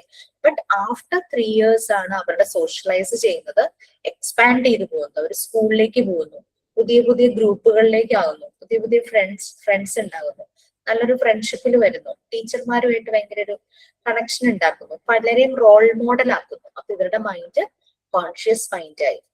ഇങ്ങനെ ചെയ്താൽ നല്ലതാണ്, എനിക്ക് അങ്ങനെയൊക്കെയുള്ള കുറെ കാര്യങ്ങൾ ഇവര് പഠിക്കും. അവർക്ക് അറിയാം എന്തുകൊണ്ട് ഞാനിത് ചെയ്യണം അങ്ങനെയൊക്കെ പറഞ്ഞിട്ട്. ഇപ്പൊ അവരോട് തന്നെ നമ്മൾ ചോദിച്ചാൽ മതി, ഇങ്ങനെ ബോൾ കളിക്കാൻ വരുന്നു എന്ന് ചോദിച്ചാൽ അവർക്ക് ഇൻട്രസ്റ്റ് ഉണ്ടെങ്കിൽ അവരില്ല ഞാനിപ്പോ ഇല്ല, അല്ലെങ്കിൽ ഞാൻ വരുന്നുണ്ട്. ആ ഒരു ചൂസ് ചെയ്യാനായിട്ട് അവർക്ക് പറ്റുന്നു ആഫ്റ്റർ 3 ഇയേഴ്സ്. പിന്നെ ഇഷ്ടപ്പെട്ടത് അവർ റിപ്പീറ്റ് ചെയ്തുകൊണ്ടിരിക്കും. ഇഷ്ടപ്പെട്ട ആക്ടിവിറ്റി അവർ റിപ്പീറ്റ് ചെയ്തുകൊണ്ടിരിക്കും. അപ്പോഴും അവർ പക്ഷെ ഹാപ്പി ആയിട്ടാ ചെയ്യുന്നത്. ആ ഒരു ഏജിന് പ്രീവിയസ് ഏജ് അൺകോൺഷ്യസ് ആയിരുന്ന സമയത്തും അവര് എങ്ങനെയായിരുന്നു ഹാപ്പി ആയിട്ട്. ടെക്സ്റ്റിലെ ഭാഗത്തല്ല പറയുന്നത്, അല്ലാണ്ട് പറയുക കേട്ടോ. ഒരു കുഞ്ഞു ബേബി അബ്സോർബ് ചെയ്യുന്നത് സറൗണ്ടിങ്സിൽ നിന്നാണ്. അവന്റെ ആ ഒരു ലോകം ചെറുതാണ്. പക്ഷെ കുറച്ചുകൂടെ വലുതാവുമ്പോൾ, അതായത് കോൺഷ്യസ് മൈൻഡ് ആകുന്ന സമയത്ത് ലോകം കുറച്ചുകൂടെ വലുതായല്ലേ. അതായത് നമ്മൾ പറഞ്ഞു ഒരു കുട്ടി എൻവിയോൺമെന്റിന്റെ 3 ഏരിയയിലൂടെ കടന്നു പോകുന്നു നമ്മൾ പറഞ്ഞിരുന്നു. ഫാമിലി, അതുപോലെ തന്നെ ഇൻസ്റ്റിറ്റ്യൂഷൻ എവിടെയാണോ പഠിക്കാൻ പോകുന്നത് അത്, പിന്നെ സൊസൈറ്റി. ഈ 3 ഏരിയയിലൂടെയാണ് കുട്ടി പോകുന്നത്. അപ്പൊ അൺകോൺഷ്യസ് മൈൻഡ് ആയിട്ടിരിക്കുന്ന സമയത്ത് കുട്ടി ഫാമിലിയിലാണ് കൂടുതലും കണക്റ്റഡ് ആയിട്ടിരിക്കുന്നത്. വല്ലപ്പോഴും സോഷ്യലൈസ് ചെയ്യുന്നു എന്നല്ലാതെ എന്നും ആ ഒരു ഇത് നടക്കുന്നില്ല. പക്ഷെ ആഫ്റ്റർ 3 ഇയേഴ്സ് എന്ന് പറഞ്ഞു കഴിഞ്ഞാൽ ഈ 3 ഏരിയയിലേക്കും കുട്ടി വളരെയധികം എക്സ്പ്ലോർ ചെയ്തു പോകും. ഓക്കെ, അപ്പൊ അബ്സോർബൻ മൈൻഡിനെ 2ആയിട്ട് ഡിവൈഡ് ചെയ്തിരിക്കുന്നു. അബ്സോർപ്ഷൻ 2 സ്റ്റേജ് ആയിട്ടാണ് നടക്കുന്നത്, അൺകോൺഷ്യസ് സ്റ്റേജും കോൺഷ്യസ് സ്റ്റേജും. അൺകോൺഷ്യസ് അബ്സോർപ്ഷൻ നടക്കുന്നത് ബർത്ത് തുടങ്ങി 3 വയസ്സ് വരെയാണ്. കോൺഷ്യസ് അബ്സോർപ്ഷൻ നടക്കുന്നത് 3 വയസ്സ് തുടങ്ങി 6 വയസ്സ് വരെയാണ്. അൺകോൺഷ്യസ് മൈൻഡിന്റെ കാര്യമായിരുന്നു നമ്മൾ പറഞ്ഞേ. ഒരു ബർത്ത് തുടങ്ങി 3 ഇയേഴ്സ് ഓൾഡ് അൺകോൺഷ്യസ് മൈൻഡ് ആണ്. പിന്നെ വായിക്കണോ? കുറച്ച് ക്ലാസ്സും കൂടി ഉള്ളേ ഉള്ളൂ. നിങ്ങൾക്ക് വായിക്കണം എന്നുണ്ടെങ്കിൽ അൺകോൺഷ്യസ് മൈൻഡ് ആർക്കെങ്കിലും ഒരാൾക്ക് വായിക്കാം. ഞാൻ അതിന്റെ ഡീറ്റെയിൽസ് ഒക്കെ ഞാൻ വളരെ സിമ്പിൾ ആയിട്ടൊന്നും പറഞ്ഞു. ഈ വായിക്കുമ്പോൾ എന്തെങ്കിലും മനസ്സിലാകാതെ വരുവാണെങ്കിൽ പറഞ്ഞാൽ unconscious. Yes please. Unconscious mind 0 to 3 years. When a child is 0 to 3 years old, the child has an unconscious mind. His mind is not formed yet. He learns differently from adults. The adult has knowledge of his environment on which to frame, whereas the child has to start from nothing. It is the absorbent mind that allows him to absorb impressions from the environment unconsciously. He absorbs everything unconsciously, and these parts are saved and as impressions in his mind. Through this process, the child assimilated the knowledge or impressions into his psychic life. It is important to understand that Impressions do not merely enter his mind, they form it. And they incarnate themselves in him. The knowledge a child absorbs unconsciously prepares the child's mind and his time. It will be used by his cognizant mind. The tiny child's absorbent mind finds all its nutrients in surroundings, especially at the beginning of life. We must therefore make the environment as interesting and attractive as we can. By absorbing what he finds in the world as a whole, by analyzing it, the child creates his own mental muscles using what he finds in the world about him. The unconscious mind is complete by a conscious process which slowly awakens and takes from the unconscious what it can offer. The child constructs his mind in this way. Slowly he establishes memory, the power to understand, and the capacity to reason by the age of 3. The unconscious preparations necessary for later development and activity is established. The child now embarks on a new mission, the development of his mental functions. Before 3, the functions are being created. After 3, they develop.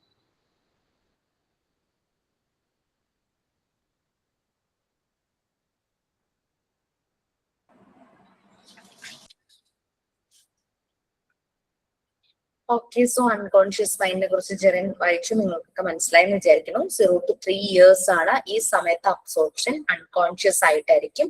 പക്ഷെ ഒരു ചെറിയ circle ആണ് അവരുടെ life. Surroundings വലിപ്പം കുറവായിരിക്കും. അവർ കൂടുതൽ expand ചെയ്യുന്നില്ല, explore ചെയ്യാനായിട്ട് ടൈം എടുക്കും, അല്ലെ?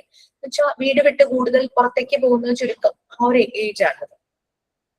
അതാ പറയുന്നത്, നിറയെ ആളുകളുള്ള വീട്ടില് ആ കുട്ടി ഭയങ്കര പെട്ടെന്ന് സംസാരിക്കുന്നു, അങ്ങനെയൊക്കെ ആൾക്കാർ പറയാറില്ലേ?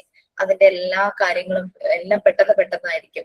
ഭക്ഷണം കഴിപ്പിക്കാനൊക്കെ തന്നെ ആൾക്കാര് ഉണ്ടാകും. അങ്ങനെ ഓരോരോ ഏരിയയിലും അതിനെ ശ്രദ്ധിക്കാൻ. അതായത് പണ്ടത്തെ ഒരു കാലഘട്ടവും ഇപ്പോഴത്തെ കാലഘട്ടവും തമ്മിലുള്ള വ്യത്യാസം അതാണ്. പണ്ടെന്നത് കൂട്ടുകുടുംബം അല്ലെങ്കിൽ ചുറ്റുപാട് നിറയെ ആളുകൾ ഉണ്ടായിരുന്നു. ഇപ്പോഴെന്ന് പറഞ്ഞു കഴിഞ്ഞാൽ ചിലപ്പോ അപ്പാർട്ട്മെന്റുകളിലൊക്കെ ആയിരിക്കും ജീവിക്കുന്നത്. അച്ഛനും അമ്മയും ജോലിക്ക് പോകും, ചിലപ്പോൾ മെയ്ഡിനെ ഏൽപ്പിച്ചിട്ട് പോകും, അല്ലെങ്കിൽ ഗ്രാൻഡ് പാരന്റ്സ് ആരെങ്കിലും വന്നായിരിക്കും നിൽക്കുന്നത്. അപ്പൊ കുട്ടിയെ അധികം കരയിക്കണ്ടെന്ന് പറഞ്ഞിട്ട് അവര് അങ്ങനെയൊക്കെ നോക്കുന്നൊക്കെ രീതിയൊക്കെ ആയിരിക്കും. നേരത്തെ പറഞ്ഞ പോലെ തന്നെ ആ കുട്ടിക്ക് വളരാനുള്ള, നമ്മൾക്കറിയാം ഭക്ഷണം കഴിക്കുമ്പോഴാണ് അതിൽ നിന്ന് ന്യൂട്രിയൻസ് കിട്ടിയാണ് നമ്മുടെ ശരീരം വളരുന്നത്. പക്ഷെ നമ്മുടെ മെന്റൽ ഡെവലപ്മെന്റ് നടക്കുന്നത് സറൗണ്ടിങ്സിൽ നിന്നുള്ള ന്യൂട്രിയൻസ് എന്ന് പറഞ്ഞ സറൗണ്ടിങ്സിൽ വൈറ്റമിൻ കാൽസ്യം ഉണ്ടെന്നല്ല, ആ സറൗണ്ടിങ്സ് എത്രത്തോളം ബെറ്റർ ആണോ അതിനനുസരിച്ച് ആ കുട്ടിയുടെ മെന്റൽ ഡെവലപ്മെന്റ് നടക്കും. നല്ല പോസിറ്റീവ് ആയിട്ടുള്ള കാര്യങ്ങള്, സ്നേഹം, സന്തോഷം, ആ ഒരു പരിഗണന, അണ്ടർസ്റ്റാൻഡിങ്, ആക്സെപ്റ്റൻസ്, അങ്ങനെയൊക്കെയുള്ള പോസിറ്റീവ് ആയിട്ടുള്ള ന്യൂട്രിയൻസ് ആണ് കുട്ടിക്ക് കിട്ടുക. Caring, love, empathy. ഞാനിത് വായിക്കാൻ തന്നെ കാരണം ഞാൻ കുഞ്ഞിന്റെ ഇത് വായിച്ചപ്പോൾ എന്റെ കുഞ്ഞിന് ഇപ്പം 2 വയസ്സാവുക ഈ 30-ാം തീയതി. അപ്പൊ ഞാനിത് വായിച്ചപ്പോൾ തന്നെ അവന്റെ പല മൂവ്മെന്റും എനിക്ക് ഇതിനകത്ത് പിടിക്കാൻ പറ്റുന്നുണ്ട്. കാരണം അവൻ ഇപ്പം തന്നെ തന്നെത്താനെ വാരി കഴിക്കാനുള്ള എബിലിറ്റിയാ. നമ്മൾ വാരി കൊടുത്താൽ കഴിക്കൂല ആള്. തന്നെത്താനെ നമ്മൾ ഇവിടെ മമ്മിയാണ് കൂടുതൽ അവനെ ഹെൽപ്പ് ചെയ്യുന്നത്. തന്നെത്താനെ വാരി കൊടുത്താൽ അവൻ തന്നെ വാരി കഴിക്കും. പിന്നെ അതുപോലെ തന്നെ ഷെയറിങ്. നമ്മളിപ്പോ എന്തെങ്കിലും ഒരു കാര്യം എടുത്ത ഉടനെ അപ്പച്ച, അമ്മച്ചി, എന്നെ ചേച്ചി എന്നാ വിളിക്കുന്നത് കൂടുതൽ. ചേച്ചി എന്ന് പറഞ്ഞ് കൊണ്ടുതരും. അങ്ങനെയാ. അതാ ഞങ്ങളുടെ ആ ഒരു ഫാമിലിയിൽ അങ്ങനെയൊക്കെ നമ്മൾ ഒബ്സർവ് ചെയ്യുന്നതിനെക്കാട്ടി കൂടുതൽ അവൻ ഒബ്സർവ് ചെയ്യുന്നുണ്ട്. ടീച്ചറിന്റെ ക്ലാസ്സിൽ പലപ്പോഴും ഞാൻ കേൾക്കുന്നുണ്ട് ചെറിയ കടുകുമണിയുടെ ചെറിയ ഒരു സാധനം എടുത്ത് കിടക്കും, നമ്മളത് കാണത്തില്ല. അവൻ എടുത്ത് തരും ചേച്ചി എന്ന് പറഞ്ഞിട്ട് ഒന്നും വായിലിടില്ല ആള്. ഈവൻ സെഫ്റ്റിക്കും പോലും കണ്ടാൽ അതെടുത്ത് കൈ കൊണ്ടുതരും. അതെ. ഡോക്ടർ മോണ്ടിസോറി പറയുന്നുണ്ട്, the child has a mind able to absorb knowledge. He has the power to teach himself. അതായത് ഈ കൊച്ചുകുട്ടിക്ക് നോളജ് അബ്സോർബ് ചെയ്യാനുള്ള എല്ലാ കഴിവുമുണ്ട്, ഒരു മൈൻഡ് ഉണ്ട്. അതുപോലെ തന്നെ അവനെ തന്നെ പഠിപ്പിക്കാനുള്ള പവർ ഉണ്ടെന്നാ പറയാം. അപ്പൊ നമ്മളൊന്നും നിർബന്ധപൂർവ്വം ചെയ്യേണ്ട, കുട്ടി തന്നെ പഠിച്ചോളും എന്നുള്ള രീതിയിലാണ് ഡോക്ടർ മോണ്ടിസോറി ഒബ്സർവ് ചെയ്തിട്ട് പറയുന്നത്. കുട്ടിക്ക് അതിന് അങ്ങനെ നോളജ് അബ്സോർബ് ചെയ്യാനുള്ള ഒരു മൈൻഡ് ഉണ്ട്. നമ്മളായിട്ട് ഇങ്ങനെ സ്പൂണില് ഫീഡ് ചെയ്ത് അറിവ് കൊടുക്കേണ്ട ആവശ്യമില്ല, തന്നെ പഠിച്ചു. ചൊല്ലിക്കഴിയുമ്പോൾ നമ്മളത് ബൈബിൾ എടുത്ത് കൊണ്ടുള്ള ഒരു കബൂണ്ടാന്ന് വെക്കുന്ന ശീലമുണ്ട്. രണ്ടു മൂന്ന് ദിവസം ഞാനിങ്ങനെ ചെയ്യുന്നത് കണ്ടാണോ എന്തോ ഇപ്പൊ തന്നെ ആശയം പോയത് കൊണ്ടുവന്ന് കബോർഡിൽ കൊണ്ടുപോകും. അതെ അതെ. വേണ്ട. പക്ഷെ ഇത് 6 വയസ്സ് വരെയാട്ടോ ഇവർ ഇങ്ങനത്തെ ഒരു പവർ നമുക്ക് ഇവരിൽ കാണാൻ പറ്റുക. 6 വയസ്സ് കഴിയുമ്പോ ഇതിന് ചേഞ്ച് വരുക. പിന്നെ റീസണിങ് മൈൻഡാ. അവരെന്തും അനലൈസ് ചെയ്തിട്ടേ പഠിക്കൂ. അവർക്ക് വൈ ക്വസ്റ്റ്യൻസും WH ക്വസ്റ്റ്യൻസും കൂടുതലാകും അല്ലെ. മറ്റേത് അവരെന്തും അബ്സോർബ് ചെയ്യുവാണ്. ഫാക്ട് റിയാലിറ്റി മനസ്സിലാക്കി വന്ന് 6 വയസ്സാകുമ്പോഴേക്കും അവർക്ക് പിന്നെ എന്തിനും എവിഡൻസ് വേണം. പ്രത്യേകിച്ച് ഇപ്പോഴത്തെ ജനറേഷൻ, ആ ജനറേഷൻ എവിഡൻസ് ബേസ്ഡ് ആയിരിക്കണം. എന്ത് കാര്യം പറയുമ്പോഴും എവിഡൻസ് ആയിരിക്കണം. അതാണ് ഞങ്ങൾ ഈ ട്രെയിനേഴ്സ് ഒക്കെ ക്ലാസ് എടുക്കാനായിട്ട് പോകും. കുട്ടികൾക്ക് ക്ലാസ് എടുക്കാൻ പഴയ രീതിയിൽ നമുക്ക് ക്ലാസ് എടുക്കാൻ പറ്റില്ല. കാരണം ഇപ്പോഴത്തെ കുട്ടികൾക്ക് എവിഡൻസ് ആണ് വേണ്ടത്. എവിഡൻസ് ബേസ്ഡ് ആയിട്ടേ നമുക്ക് ക്ലാസ് എടുക്കാൻ പറ്റുള്ളൂ. ഇപ്പോഴത്തെ ആൽഫ ജനറേഷൻ, ജെൻസി എന്നൊക്കെ പറയുന്ന അവർക്കൊക്കെ ക്ലാസ് എടുക്കുമ്പോൾ നമ്മൾ ഒത്തിരി പ്രിപ്പയർ ചെയ്യണം. ഒത്തിരി കാര്യം തന്നെ. ചില ദിവസം ക്ലാസ്സിനൊക്കെ ഞാൻ പോകുമ്പോൾ ഞാൻ ബ്ലാങ്ക് ആയിട്ടാണ് കേട്ടോ പോകുന്നത്. പക്ഷെ അത് ഒരു മനസ്സിനൊരു ഉറപ്പാണ്, പോകുന്ന വഴിക്ക് എന്തെങ്കിലും ഒരു സ്പാർക്ക് കിട്ടും. പിന്നെ അവിടെ ചെന്ന് കുട്ടികളെ കണ്ട് മനസ്സിലാക്കുമ്പോഴേ നമുക്ക് കൊടുക്കാൻ പറ്റുള്ളൂ. നമ്മൾ ഈ പ്രിപ്പയർ ചെയ്ത് പോകുന്ന പലതും ചെല്ലുന്ന ഗ്രൂപ്പില് ചിലപ്പോൾ വർക്കൗട്ട് ആവില്ല. അതാണ് ഇപ്പോഴത്തെ ഒരു ഗ്രൂപ്പിന്റെ ഒരു രീതി. നമുക്ക് അമ്മമാർക്ക് അല്ലെങ്കിൽ വർക്കിംഗ് ലേഡീസിന്, ടീച്ചേഴ്സിനൊക്കെ ക്ലാസ് എടുക്കാം. അതൊക്കെ നമുക്ക് പ്രിപ്പയർ ചെയ്ത് പോയി എടുക്കാം. പക്ഷെ പുതിയ കുട്ടികൾക്ക്, ന്യൂജൻ പിള്ളേർക്ക് ക്ലാസ് എടുക്കാൻ പോകുമ്പോൾ ഒരു പ്രിപ്പറേഷൻ നടക്കി. കുറെ കാര്യങ്ങൾ പ്രിപ്പയർ ചെയ്യാന്നേ ഉള്ളൂ. പക്ഷെ അവിടെ ചെന്ന കുട്ടികളുടെ വൈബ് മനസ്സിലാക്കുമ്പോൾ അതിനനുസരിച്ച് നമ്മൾ മാറണം. അതൊരു ചലഞ്ചിങ് തന്നെയാണ് കേട്ടോ. കഴിഞ്ഞ ദിവസം ഞാൻ ഓൺലൈനായിട്ട് ഒരു ക്ലാസ് എടുത്തു. അവിടെ ഞാൻ ഈ ഒരു സ്ട്രാറ്റജി, ഞാൻ 7 മണിക്ക് ക്ലാസ്സാ, 6:30 വരെയും എനിക്കറിയില്ല ഞാൻ എന്ത് ക്ലാസ് എടുക്കണം എന്ന്. എനിക്ക് ഒരു പിടിയില്ല. 6:45 എനിക്കൊരു ഐഡിയ ഇല്ല ഞാൻ എന്ത് ക്ലാസ് എടുക്കണം. പിന്നെ ഞാൻ 2 കൽപ്പിച്ച് ക്ലാസ്സിനെ കയറാതിരിക്കാൻ പറ്റില്ലല്ലോ, നമ്മൾ എടുക്കുമല്ലേ ക്ലാസ് എടുക്കാൻ. പക്ഷെ അവരുടെ അത് ഓൺലൈനാണ്, അത്രയും ചലഞ്ചിങ് ആണ്. ഇപ്പൊ ലാസ്റ്റ് 3 years ആയിട്ട് ഇങ്ങനെ ഇപ്പൊ 3 years ആയി ഓൺലൈനിൽ നിങ്ങൾക്ക് ക്ലാസ് എടുക്കുവാണല്ലോ. ആ ഒരു എക്സ്പീരിയൻസിൽ പക്ഷെ എൻഗേജ് ചെയ്യാൻ പറ്റി. അവരെ എൻഗേജ് ചെയ്യിക്കുക എന്നുള്ളത് തന്നെയായിരുന്നു ഏറ്റവും വലിയ ടാസ്ക്. അതൊരു ഫസ്റ്റ് 5 minutes കൊണ്ട് തന്നെ പറ്റി കഴിഞ്ഞപ്പോഴേക്കും പിന്നെ അതൊരു ഫ്ലോയിലാവും. അപ്പൊ അതൊക്കെ ഒന്ന് ശ്രദ്ധിച്ചോളൂ. കുട്ടികൾക്ക് ക്ലാസ് എടുക്കാനൊക്കെ പോകുമ്പോൾ വലിയ ക്ലാസ്സിലെ കുട്ടികളെ പഠിപ്പിക്കാനൊക്കെ പണ്ടത്തെ മെത്തേഡിൽ നമുക്ക് അവരെ പഠിപ്പിക്കാൻ പറ്റില്ല. അവർക്ക് അത് മാറിക്കൊണ്ടിരിക്കുക. അവരുടെ എക്സ്പ്ലോറേഷൻ ഒക്കെ വേറെ രീതിയാണ്. അവരുടെ മൈൻഡ്, അവർ ചിന്തിക്കുന്നത് വേറെ രീതിയാണ്. റീസണിങ് ഒക്കെ വേറെ രീതിയിലാണ്. എനിക്ക് ഒരു ക്യാമ്പിന് പോയപ്പോ 2 കുട്ടികൾ പരിചയപ്പെട്ടതാട്ടോ. അവര് കോളേജിൽ പഠിക്കുന്ന കുട്ടികളായിരുന്നു. അപ്പൊ അവര് ആ ക്യാമ്പിലെ പാർട്ടിസിപ്പൻസും ഞങ്ങള് മെന്റേഴ്സും അങ്ങനെയായി. പിന്നെ രണ്ടാമത് ഒരു പ്രാവശ്യം ക്യാമ്പിനെ ചെന്നിട്ട് ഇവരെ കണ്ടു. ഭയങ്കര കാര്യമാട്ടോ, ഭയങ്കര ഇഷ്ടം. അപ്പൊ അവരിങ്ങനെ പറഞ്ഞു, കോഴിക്കോട് വെച്ചിട്ട് അവരൊരു ക്ലാസ് അറ്റൻഡ് ചെയ്യാൻ പോയി. ഭയങ്കര ഫേമസ് ആയിട്ടുള്ള ഒരു ഒറേറ്റർ, ഒരു പ്രഭാഷകനാണ് ക്ലാസ് എടുത്തത്. അപ്പൊ ക്ലാസ് ഒക്കെ കഴിഞ്ഞപ്പോ, കാരണം പുള്ളി ഭയങ്കര സോഷ്യൽ മീഡിയയിൽ ഭയങ്കര ഇൻഫ്ലുവൻസർ പോലെ പോസ്റ്റൊക്കെ ഇടുകയൊക്കെ ചെയ്യുന്ന ഒരു വ്യക്തിയാണ്. ക്ലാസ് കഴിഞ്ഞപ്പോ അദ്ദേഹം ചോദിച്ചു, എങ്ങനെയുണ്ടായിരുന്നു എന്റെ ക്ലാസ്? ഭയങ്കര കോൺഫിഡന്റ് ആയിട്ടാണ് ചോദിക്കുന്നത്. പണ്ടത്തെ ജനറേഷനിലെ ആൾക്കാരാണെങ്കിൽ ആ കൊള്ളാമായിരുന്നു, കൊള്ളില്ലെങ്കിലും നല്ല കൈയ്യടിക്കും, കൊള്ളാമായിരുന്നു. ഈ 2 പിള്ളേര് എണീറ്റ് നിന്നിട്ട് പറഞ്ഞു, ഒന്നിനും കൊള്ളില്ലായിരുന്നു, ഇങ്ങനെയാണോ ക്ലാസ് എടുക്കേണ്ടത്, വളരെ ബോറായിരുന്നു പറഞ്ഞു. അയാള് വല്ലാതെ പോയി. ഞാൻ പറഞ്ഞു, നിങ്ങൾക്കത് പറയാമായിരുന്നു സാറിനോട്, നിങ്ങൾക്ക് ഇത്ര പബ്ലിക്കായിട്ട് പറയാമായിരുന്നു. സാറിനോട് നിങ്ങൾ നേരിട്ട് പോയി പറയായിരുന്നു, അല്ലെങ്കിൽ ഒരു പേപ്പറിൽ എഴുതി കൊടുത്താലും മതിയായിരുന്നു, ഇങ്ങനെ ചെയ്യരുതാണ്. അപ്പൊ പറയാം, ഞങ്ങളപ്പൊ അങ്ങനെ പറഞ്ഞില്ലായിരുന്നെങ്കിൽ ആ സാറ് വീണ്ടും ഇതുപോലെ പോയി ക്ലാസ് എടുക്കും, അല്ലെങ്കിൽ പുള്ളി നന്നാവട്ടെ എന്ന് കരുതി പറഞ്ഞതാണ്. ഞാൻ പറഞ്ഞത് പബ്ലിക്കായിട്ട് പറയണ്ടായിരുന്നു. പക്ഷെ അങ്ങനെ പറയും ഇപ്പോഴത്തെ കുട്ടികൾ. അതാണ് ഈവൻ ഇപ്പൊ നമ്മള് നിങ്ങളോട് ഫീഡ്ബാക്ക് ചോദിച്ചാലും നിങ്ങൾക്ക് ആ ഒരു സ്പേസ് ഫീൽ ചെയ്താൽ മാത്രമല്ലേ ഞങ്ങളോട് ഓപ്പൺ അപ്പ് ആയിട്ട് പറയാനായിട്ട് പറയുള്ളൂ. അല്ലെങ്കിൽ നിങ്ങളൊക്കെ കുഴപ്പമില്ലായിരുന്നു, നന്നായിരുന്നു, അങ്ങനെയല്ലേ പറയുന്നത്. നമുക്ക് ആ ഒരു നമ്മുടെ ഒപ്പീനിയൻ എക്സ്പ്രസ് ചെയ്യാനായിട്ട് നമ്മളുടെ ഒരു ജനറേഷന് നമുക്ക് ആ ഒരു സ്പേസ് ആണെന്ന് തോന്നിയാൽ മാത്രമേ നമ്മൾ പറയുള്ളൂ. ചിലപ്പം ഹോൾ ക്ലാസ്സിന്റെ മുന്നിൽ പറയാൻ ബുദ്ധിമുട്ടാണെങ്കിൽ ചിലര് പേഴ്സണലി പറയുമായിരിക്കും. അതാണ് നമ്മളുടെയൊക്കെ ഒരു ലെവല്. ചിലര് മിണ്ടില്ല, മനസ്സിലായാലും ഇല്ലെങ്കിലും മിണ്ടില്ല, ചിലര് ഇങ്ങനെ. അപ്പൊ പക്ഷെ ഇപ്പോഴത്തെ ആ ഒരു ജനറേഷൻ അവർക്ക് പറയാൻ അവർ ക്വസ്റ്റ്യൻ ചെയ്യും, അവർക്ക് ജഡ്ജ് ചെയ്യും. അവർ ശരിക്കും ജസ്റ്റിസിനൊക്കെ വളരെ ഇമ്പോർട്ടൻസ് കൊടുക്കും. അങ്ങനെയുള്ള കുട്ടികൾ തന്നെയാണ് അവർ. ഈവൻ അവരുടെ ഓൺ ആക്ഷൻ തന്നെ അവരെ ജഡ്ജ് ചെയ്യും. വേറൊരാളെ മാത്രം അവര് വിധിക്കുകയല്ല, അവരെ തന്നെ, ഞാൻ ചെയ്തത് ശരിയാണെന്ന് അവരെ തന്നെ വിധിക്കും. അങ്ങനത്തെയുമാണ് ആ ഒരു തലമുറയിൽ നിന്ന് ഇങ്ങനെ ഓരോ ജനറേഷൻ കഴിയുന്നതോടുള്ള മാറ്റങ്ങളെ അത് ആ ഒരു ബ്രെയിനിന്റെ ഒരു ഡെവലപ്മെന്റിന്റെയാണ്. അവിടെ ചിന്തിക്കുന്നു, റീസണിങ്ങും എല്ലാം അതിനകത്ത് വരും. അപ്പൊ അത് നമുക്ക് പ്രോപ്പർ ആയിട്ട് നമുക്ക് അങ്ങനെയുള്ള ഒരു ഗ്രൂപ്പിനെ ഗൈഡ് ചെയ്യാൻ പറ്റുക എന്നുള്ളത് തന്നെയാണ് നമ്മളൊക്കെ ഇനി ചെയ്യാനുള്ളൂ. ഓക്കെ, അപ്പൊ അൺകോൺഷ്യസ് മൈൻഡ് ഇപ്പൊ ജെറിൻ പറഞ്ഞപ്പോ ജെറിന്റെ മോന്റെ കാര്യങ്ങളൊക്കെ നമ്മൾ കണ്ടു അല്ലെ, ഷെയറിങ് കുട്ടിയിൽ വന്നതും അങ്ങനെ ഓരോ കാര്യങ്ങൾ പറയണതും അങ്ങനെ ഓരോന്നൊക്കെ പറഞ്ഞു ജെറിൻ. ഓക്കെ, അപ്പോ 3 വയസ്സിന് മുമ്പ് വരെ ഈ ഓരോ കാര്യങ്ങൾ ഇങ്ങനെ ക്രിയേറ്റ് ചെയ്യപ്പെടുക. കാരണം കുട്ടി അതൊരു പർപ്പസിന് വേണ്ടി ചെയ്യുന്നതല്ല, ഇറ്റ് ഹാപ്പൻസ് എന്നുള്ള രീതിയിലാണ്. പക്ഷെ ആഫ്റ്റർ 3 years എന്ന് പറഞ്ഞു കഴിഞ്ഞാൽ ഇവിടെ ഫൗണ്ടേഷൻ ഡെവലപ്പ് ചെയ്തുകൊണ്ടിരിക്കുക ഓരോന്നും.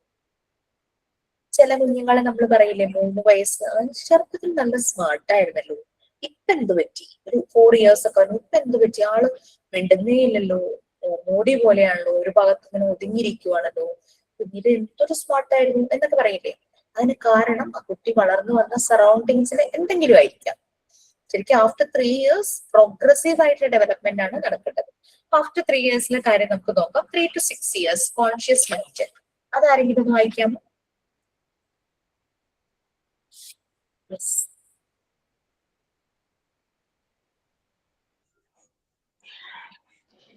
കോൺഷ്യസ് മൈൻഡ് ഞാൻ വായിക്കട്ടെ. വായിച്ചോളൂ. Conscious mind, 3 to 6 years. From 3 to 6 years, the child continues to absorb knowledge, and this is also a period of self-construction.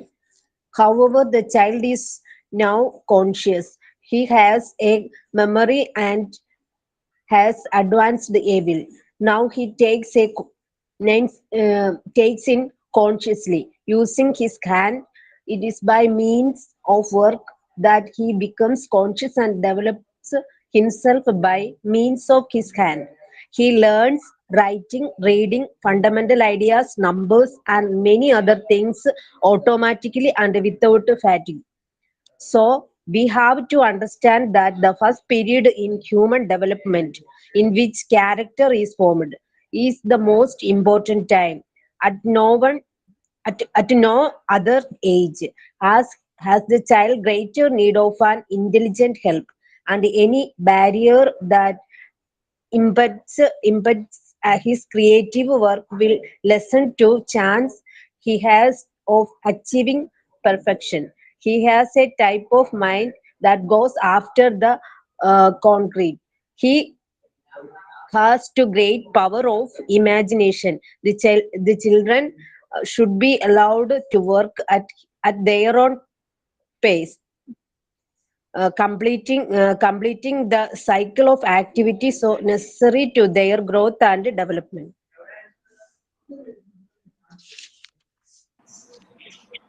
Okay, conscious mind 3 to 6 years നമ്മൾ പറഞ്ഞു അല്ലെ. 3 to 6 years പ്രോഗ്രസീവ് ആയിട്ട് develop ആവുകയാണ്.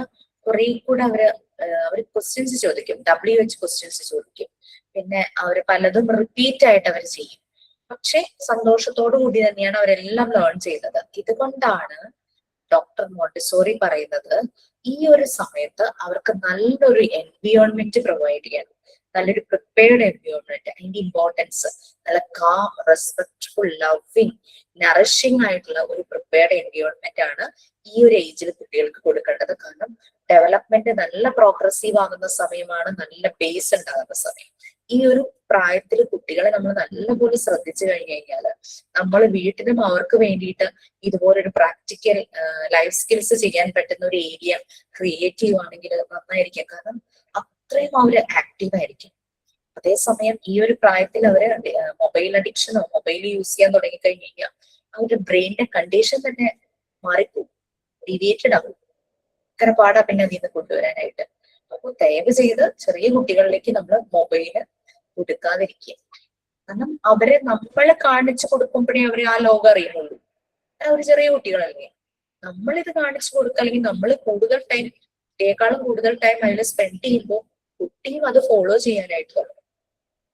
നമ്മളില്ലാത്ത സമയത്ത് അവരത് എടുത്തു നോക്കും. നമ്മളില്ലാത്തതല്ല, അവിടെ ഇരിക്കണ കാണുമ്പോൾ എടുത്തു നോക്കും. അപ്പൊ ചെറിയ കുട്ടികളിൽ എന്തുകൊണ്ട് പലപ്പോഴും ഹോസ്പിറ്റലുകള് അല്ലെങ്കിൽ എവിടെയെങ്കിലൊക്കെ പോകുമ്പോൾ കാണാം കുഞ്ഞുങ്ങളുടെ കയ്യിൽ ഇങ്ങനെ മൊബൈൽ ഇരിക്കുന്നത്. അപ്പൊ ഞാൻ ഓർക്കും ചെറിയ കുട്ടികളിലേക്ക് ഇത് കൊടുത്തത് കൊണ്ടാണല്ലോ അവരത് ഉപയോഗിക്കാൻ തുടങ്ങുന്നത്.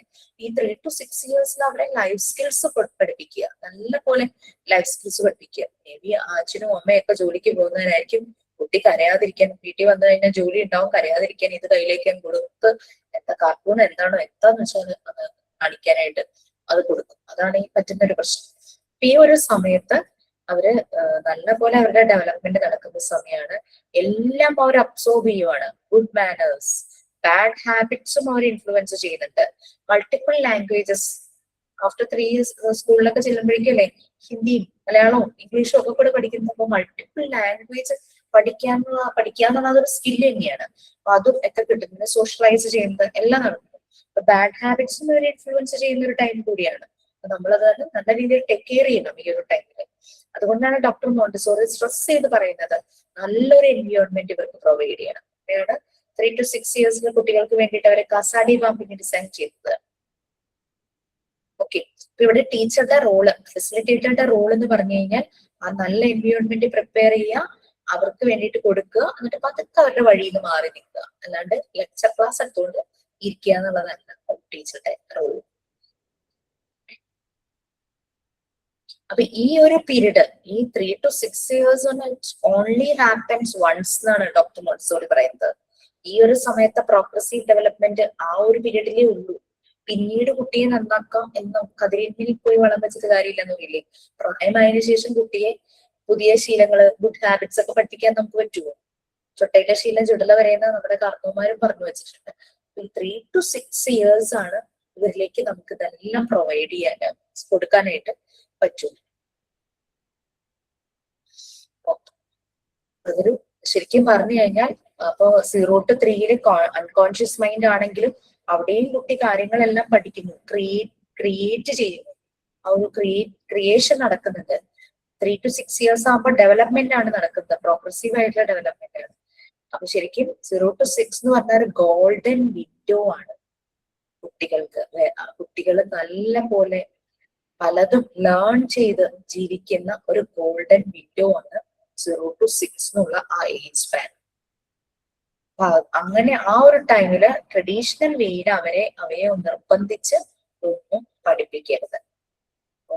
ഞാൻ കുട്ടികളുടെ ഈ ഒരു സ്ക്രീൻ അഡിക്ഷൻ കുറയ്ക്കുന്നതിന്റെ ഭാഗമായിട്ട് ഒരു ഓൺലൈനായിട്ട് ഒരു ക്രാഫ്റ്റ് സെഷൻ നടത്തിയിരുന്നു. അതിലെ ക്രാഫ്റ്റിന്റെ മെന്ററാണ്. എനിക്ക് 2 കുട്ടികളെ ഒബ്സർവ് ചെയ്യാനായിരുന്നു ഉണ്ടായിരുന്നത്. എന്നെ കൂടാതെ വേറെയും മെന്റേഴ്സ് ഉണ്ട്. 20 കുട്ടികളുണ്ട്, 5 മെന്റേഴ്സ് ആയിരുന്നു ഞങ്ങൾ. ഓരോരുത്തർക്കും 2 കുട്ടികൾ. അതിന്റെ 4.5 വയസ്സുള്ള ഒരു മോൾ ഉണ്ടായിരുന്നു കേട്ടോ. ഈ മോൾ എല്ലാം ചെയ്യും. അതായത് ഡാൻസ് ചെയ്യും, പാട്ട് പാടും, ഇതുപോലെ ക്രാഫ്റ്റ് ഉണ്ടാക്കും, പിന്നെന്താ ഈ റെസിറ്റേഷൻ അത് ചൊല്ലും, അതൊക്കെ ചെയ്യും. 4.5 വയസ്സേ ആൾക്കുള്ളൂ. പക്ഷെ ഇതൊന്നും കുട്ടി ഇഷ്ടത്തോടെയല്ല ചെയ്യുന്നത്. കുട്ടിയുടെ അമ്മ നിർബന്ധിച്ച്, ചില അമ്മമാരുണ്ടല്ലോ എന്റെ കുട്ടി എല്ലാത്തിനും ഫസ്റ്റ് ആവണം, ആ ഒരു ടൈപ്പാന്ന് തോന്നും. അങ്ങനെ നിർബന്ധിച്ച് ചെയ്യിക്കുമ്പോൾ കുട്ടിക്ക് ഇൻട്രസ്റ്റ് ഇല്ല. അപ്പൊ കുട്ടിയെ ട്രഡീഷണൽ സെൻസിൽ ഒന്നും പഠിപ്പിക്കരുതെന്നാ പറയുന്നത്. നാച്ചുറൽ ആയിട്ട് ഇതൊക്കെ വരണം. ഓക്കെ, ഇതൊക്കെയാണ് കോൺഷ്യസ് മൈൻഡും അൺകോൺഷ്യസ് മൈൻഡും. പിന്നെ സെൻസിറ്റീവ് പീരീഡ് നമ്മൾ പറഞ്ഞു. 6 ഏരിയയിലെ ഞാൻ മറന്നു പോയിട്ടാണ് ക്വസ്റ്റ്യൻസ് ശരിക്കും ഞാൻ വൈകുന്നേരം ആകുമ്പോഴാണ് ഓർക്കുന്നത്. ക്വസ്റ്റ്യൻസ് എല്ലാം റെഡിയാണ്. നാളെ ഒരു 12 മണിക്കുള്ളിൽ നിങ്ങൾക്ക് ക്വസ്റ്റ്യൻ വന്നില്ലെങ്കിൽ എന്നെ ആരെങ്കിലും ഒന്ന് റിമൈൻഡ് ചെയ്യണേ. വിട്ടുപോയി. ഈ ഒരു ചാപ്റ്റർ നമ്മുടെ കഴിഞ്ഞു, അല്ലെങ്കിൽ ഇതിനകത്തൊന്നും കഴിഞ്ഞില്ല. സെൻസിറ്റീവ് പീരീഡും അബ്സോർബന്റ് മൈൻഡും കഴിഞ്ഞു. ഇനി നമുക്ക് 7th യൂണിറ്റ് ആണ് ഉള്ളത്. പക്ഷെ ഇതിന്റെ കൂടെ 7th യൂണിറ്റ് എനിക്ക് എടുക്കുമ്പോഴേക്കും നിങ്ങൾക്ക് ആകെ ഒരു ഇത് ബുദ്ധിമുട്ടാവോ? ഞാൻ 8:30 എന്ന് വിചാരിച്ചത്, പക്ഷെ ഞാൻ 8 o'clock സ്റ്റോപ്പ് ചെയ്യുകയാണ്. കാരണം ഇതിന്റെ ഒരു ഫ്ലോ ഇപ്പൊ നിങ്ങളുടെ ഉള്ളിലൊക്കെ നിറഞ്ഞിരിക്കുക. ശരിയല്ലേ? ആണോ? വേറെ സാധനം കൂടെ നാളെ ക്ലാസ് ഉണ്ടല്ലോ. ലീവ് എന്ന് പറഞ്ഞിട്ടില്ല. ക്ലാസ് ഉണ്ട്.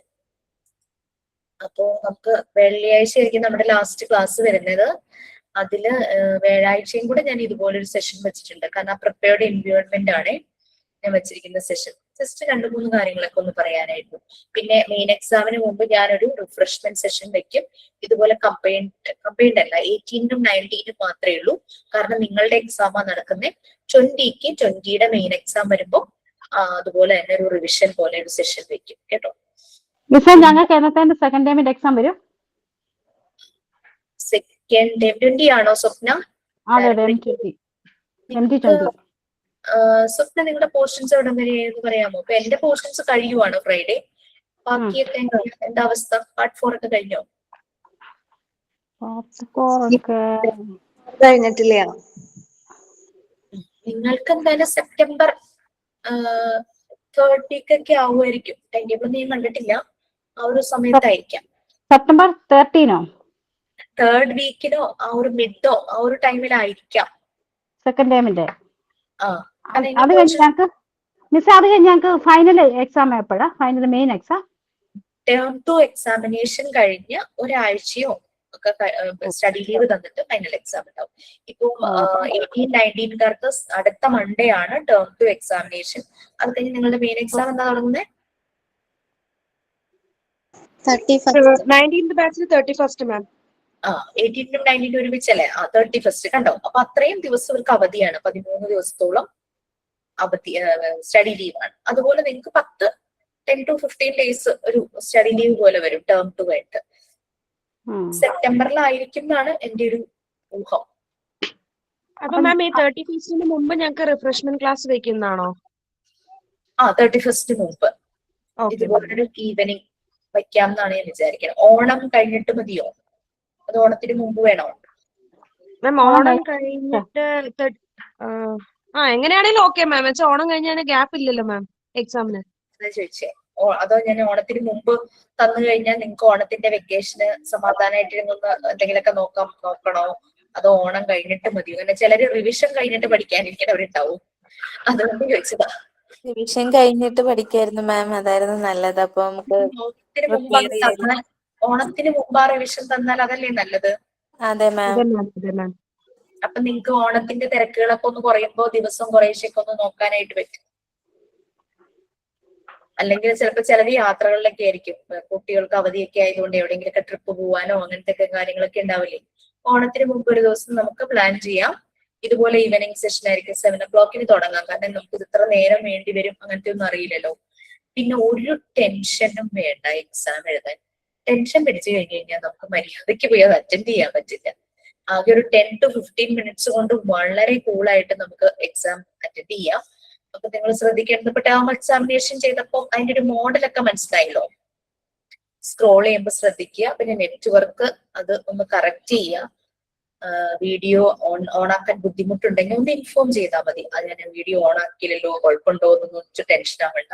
ലാസ്റ്റ് സബ്മിറ്റ് ചെയ്ത് കഴിയുമ്പോൾ ഒന്ന് പറഞ്ഞിട്ട് ഇൻവിജിലേറ്റർക്ക് പറഞ്ഞ് ഇൻവിജിലേറ്റർ കൺഫേം ചെയ്തതിന് ശേഷം ഇറങ്ങണം കേട്ടോ. വേറൊന്നും കൊണ്ടല്ല. ചിലപ്പോൾ നമ്മൾ സബ്മിറ്റ് ചെയ്യും, അത് കറക്റ്റ് റെസ്പോൺസ് അവിടെ സബ്മിറ്റ് ആയിട്ടില്ലെങ്കിൽ നിങ്ങൾ എക്സാം എഴുതിയതിന് ഒരു രേഖയില്ലാണ്ടായി പോകും, പ്രൂഫില്ലാണ്ടായി പോകും.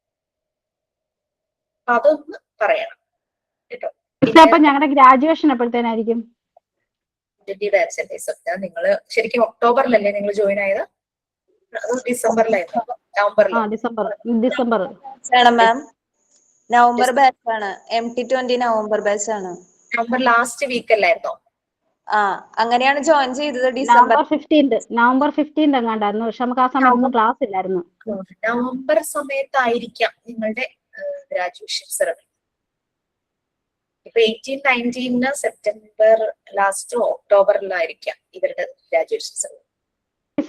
അപ്പൊ ഞങ്ങളുടെ ക്ലാസ് എല്ലാം കഴിഞ്ഞ് ഞങ്ങൾ ഫ്രീ ആയിട്ടിരിക്കുമ്പോഴാണ് ഞങ്ങൾക്ക് ഗ്രാജുവേഷൻ വരുന്നത്. അതോ ആ സമയത്ത് ക്ലാസ് അന്നേരം തീർത്തില്ലേ? പരീക്ഷ കഴിഞ്ഞിട്ട് പിന്നെ എന്തിനാ ക്ലാസ്?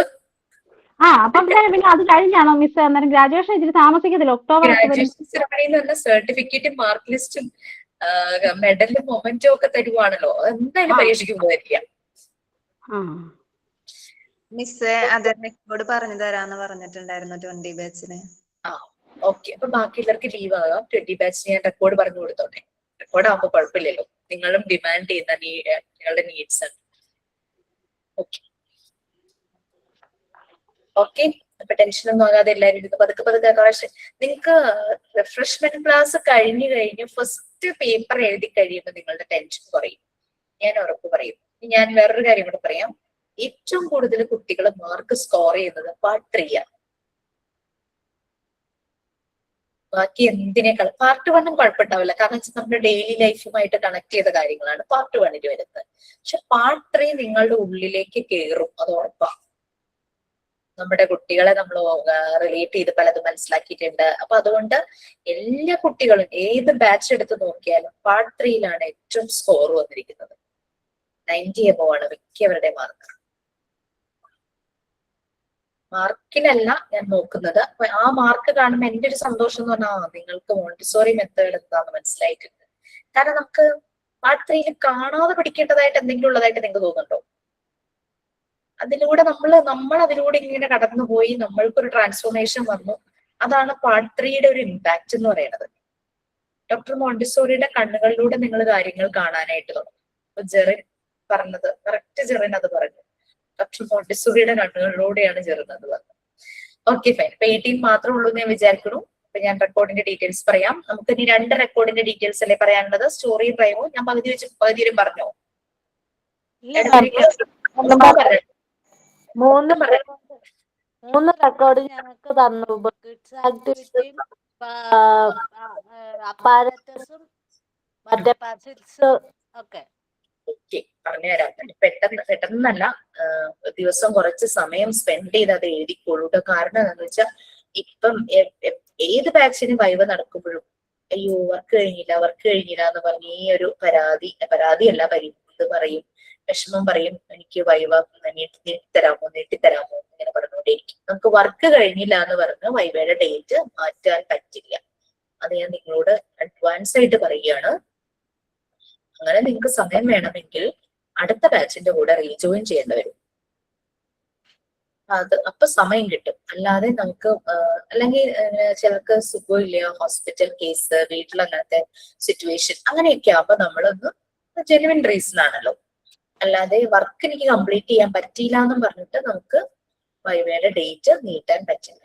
എല്ലാരെയും നമ്മൾ ഒരുപോലെ തന്നെയാണ് കൺസിഡർ ചെയ്യുന്നത് കേട്ടോ. അതൊക്കെ പറ്റും. കുറേശ്ശെ ഒരു 10 മിനിറ്റ് ദിവസം ഒന്ന് സ്പെയർ ചെയ്താൽ.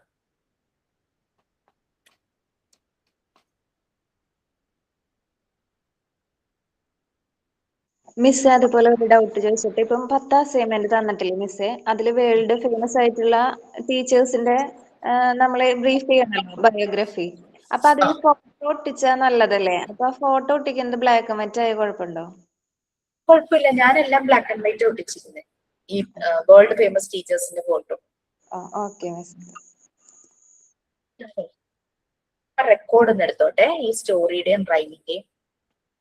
മിസ്, ഒരു സംശയം. അപ്പൊ ഞങ്ങളുടെ PGയുടെ എക്സാം എന്നാ മിസ് വരുന്നത്? നിങ്ങളുടെ PGയുടെ എക്സാം ഓൾമോസ്റ്റ് എനിക്ക് തോന്നുന്നു തീരും ഉടനെ തന്നെ. മീൻസ് സെപ്റ്റംബർ പകുതിയൊക്കെ ആകുമ്പോ തീരും. നിങ്ങൾക്ക് പിന്നെ ഡിപ്ലോമയുടെ എക്സാം കഴിഞ്ഞിട്ടേ PGയുടെ എക്സാം വരുള്ളൂ. അപ്പോഴേക്കും നിങ്ങളുടെ പോർഷൻ തീർന്നിട്ടുണ്ടാവും. കാരണം 18ഉം 19ഉം കൂടെയുള്ള ബാച്ച് അല്ലേ. അപ്പൊ അത് കാരണം PG മിക്കവാറും സെപ്റ്റംബർ ലാസ്റ്റ് വീക്ക് ഒക്കെ ആകുമ്പോ തീരും. ഡിപ്ലോമയുടെ എക്സാം കഴിഞ്ഞിട്ട് PGയുടെ ആ 2 സബ്ജക്ട് ഉണ്ടാവും. പിന്നെ ഞങ്ങൾക്ക് ഭയങ്കരമായിട്ട് ബുദ്ധിമുട്ടാവത്തില്ല മിസ് അതെല്ലാം കൂടെ അടുപ്പിച്ചടുപ്പിച്ച് ഈ പരീക്ഷ എല്ലാം? അതെങ്ങനെയാ ബുദ്ധിമുട്ടാണ്? PGയുടെയും കൂടെ വരുന്നോണ്ട്. PGയുടെ എന്ന് പറഞ്ഞാൽ 2 സബ്ജക്ട് അല്ലേ ഉള്ളൂ? ആണ്, എന്നാലും പഠിക്കണ്ട അത്ര 2 പുസ്തകം. പിന്നെ പറഞ്ഞപ്പോ വേറൊന്നും കൂടെ പറയട്ടെ, PGക്ക് ഭയങ്കര സ്കോറിംഗ് ആട്ടോ. PGക്ക് ക്വസ്റ്റ്യൻ വായിച്ചാൽ ആൻസർ മനസ്സിലാവും. ആൻസർ ഓപ്ഷൻ വായിച്ചാൽ തന്നെ ആൻസർ ഏതാന്ന് പിടികിട്ടും. അതാണ് PGയുടെ ടീം. റെക്കോർഡ് എടുത്തിട്ട് വരാമേ.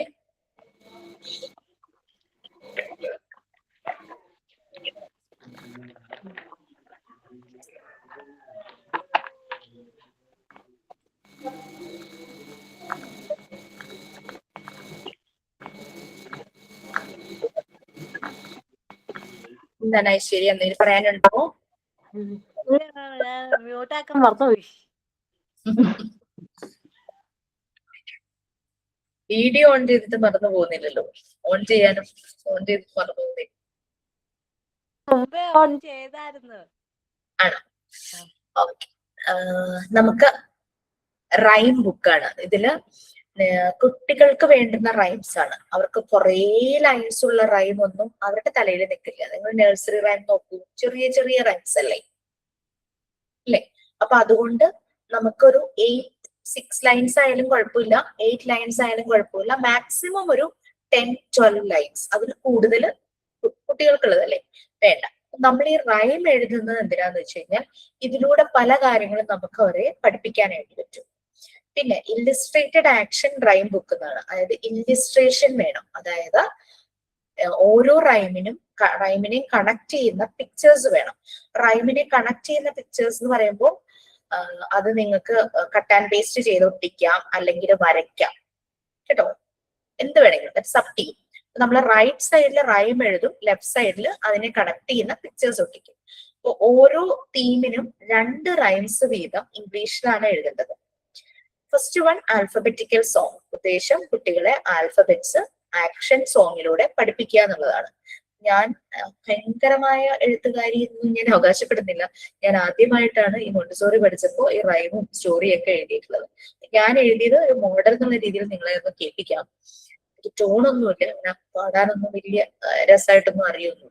ABCD come together, EFGH stand together, IJKL sit together, MNOP jump together, QRST run together, UVW clap together, XYZ stay together. അതാ ഇങ്ങനെ ഒരു പിക്ചർ എനിക്ക് കുട്ടികളുടെ ടെക്സ്റ്റിൽ നിന്ന് കിട്ടിയതാണ്. പിന്നെ എന്റെ കയ്യിൽ ഒരു സ്റ്റെൻസിൽ ഉണ്ടായിരുന്നു ആൽഫബറ്റ്സിന്റെ. ഞാൻ ചുമ്മാ അതുകൊണ്ടൊന്ന് സ്റ്റെൻസിൽ വെച്ചിട്ട് ആൽഫബറ്റ്സ് ഒന്ന് എഴുതി വെച്ചു. ഇത് നിർബന്ധമില്ല, പക്ഷെ പിക്ചർ വേണം. നിങ്ങൾക്ക് ഇഷ്ടമുള്ള പോലത്തെ അതുമായിട്ട് റിലേറ്റ് ചെയ്ത പിക്ചർ ഒട്ടിക്കണം. Next one, come dear children, we will, രണ്ടാമത്തെ റൈമാണ് ആൽഫബറ്റ്സിന്റെ. We will sing together, ABCDEFG clap your hands, clap clap clap. HIJK LMNOP nod your head, nod nod nod. QRST UVW ഇത് ആക്ഷൻ കാണിപ്പിക്കാം കേട്ടോ. Stamp your feet, stamp stamp stamp. XYZ shout hurray, hurray hurray hurray. ടീച്ചറും കുട്ടിയും കൂടെ നിൽക്കുന്ന ഒരു picture ഒട്ടിച്ചു. കുട്ടികളുടെ പഴയ ടെക്സ്റ്റിൽ കിട്ടിയതാണ് എന്റെ മക്കളുടെ. അപ്പൊ alphabetical song 2 each in English എന്ന് കൊടുത്തില്ലേ, അപ്പൊ 2 എഴുതണോ? ആ 2 ഞാനിപ്പോ ചൊല്ലിയത്, ഞാൻ 2 ചൊല്ലിയത്. Okay, next one, number songs. 1, 2 enter the class, 3, 4 keep your bags down, 5, 6 say your prayers, 7, 8 smile each other, 9, 10 wish each other, say hi, say hello, say good morning, be happy. ഇതായിരുന്നു number song. അതിനും എനിക്കൊരു stencil ഉണ്ടായിരുന്നു. ഞാൻ ആ stencil വെച്ച് എഴുതി വെച്ചു ക്ലാസ്സിൽ, ടീച്ചറും കുട്ടികളും.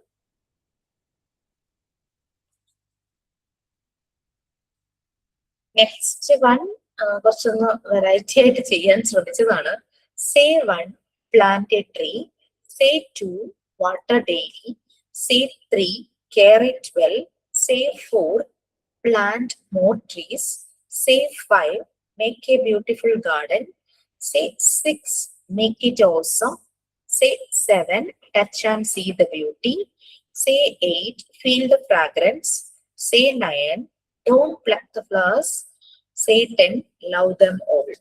ഞാനൊരു പിക്ചർ കിട്ടി പഴയ ടെക്സ്റ്റിനുള്ള. ഓക്കെ, നമ്പർ സോങ്സ് 2 കഴിഞ്ഞു. പിന്നെ ക്യാപ്സൂൾ പോയംസ്. ഞാൻ ഇത് ഏറ്റവും എൻജോയ് ചെയ്ത് എഴുതിയ ഒരു പോയമാണ്. എന്നുവെച്ചാല് 4 ലൈൻസ് എഴുതി. ഞാൻ ഓരോന്നും എഴുതുമ്പോ ഒരു പേജ് എടുത്തിട്ട് അതിന്റെ മിഡിലായിട്ട് ആ ടൈറ്റിൽ കൊടുത്തിട്ടുണ്ട് കേട്ടോ. എന്നിട്ട് നെക്സ്റ്റ് പേജിലാണ് 1 ഇട്ടിട്ട് 2 വേണമല്ലോ, 1 ഇട്ടിട്ട് ആദ്യം എഴുതും, പിന്നെ 2 ഇട്ടിട്ട്. ഞാൻ എഴുതിയ ഫസ്റ്റ് ക്യാപ്സൂൾ പോയമില് എനിക്ക് ആകെ 4 വേർഡ്സ് യൂസ് ചെയ്തിട്ടാണ് ഞാൻ ചെയ്തത്. Rat rat, run run, cat cat, chase chase, rat run, cat chase, run run, chase chase. രണ്ടാമത്തത് flowers bloom, fragrance spreads, birds sing, sweetness flows. വീട്ടിലെ കുട്ടികൾ വരച്ചെന്ന പിക്ചേഴ്സാ രണ്ടും ഒരു പേജിൽ തന്നെ എഴുതി. കാരണം 4 ലൈനിൽ എഴുതും, ഒറ്റ പേജിൽ തന്നെ എഴുതി. Next folk songs. ഞാൻ വളരെ കഷ്ടപ്പെട്ടത് ഇത് എഴുതാനാണ്. എനിക്ക് വലിയ ഐഡിയ ഒന്നും ഇല്ലായിരുന്നു. നാടൻ പാട്ടുകൾ അല്ലെ, നമ്മൾ മലയാളത്തിൽ ഇഷ്ടംപോലെ കലാഭവൻ മണിയുടെ ഒക്കെ നാടൻ പാട്ടുകളൊക്കെ കേട്ടിട്ടുണ്ട്. അപ്പൊ അതുപോലൊരു നാടൻ പാട്ടോ നാടോടിപ്പാട്ടോ ഒന്നും എഴുതാൻ എനിക്ക് അറിയില്ലായിരുന്നു. നാടൻ പാട്ട് ഫോക്ക് സോങ് ഞാൻ ചുമ്മാ ഈ ആളുകള് മീനിങ്ലെസ് എന്നല്ല, ചുമ്മാ ഒരു എനർജിക്ക് വേണ്ടി ചില വാക്കുകളൊക്കെ ഉപയോഗിക്കില്ലേ സംസാരിക്കുമ്പോഴും പാട്ട് പാടുമ്പോഴും, അങ്ങനെയുള്ള കുറെ വേർഡ്സ് ഒക്കെ അങ്ങ് ചേർത്തിട്ട് ട്രൈ ചെയ്തു. Hip hip hurray hurray, farmers sang together happily, hares waved their head in the wind, birds sang together coo coo coo, they happily fly together, everyone feeling happy, singing together la la la, nature also feeling happy when it touches by the raindrops. ഒരു കുട്ടി കൈകൊട്ടി പാടുന്ന ഒരു photo ഉണ്ടായിരുന്നു. അത് match ആയിട്ട് തോന്നി, ഞാനത് ഇട്ടു.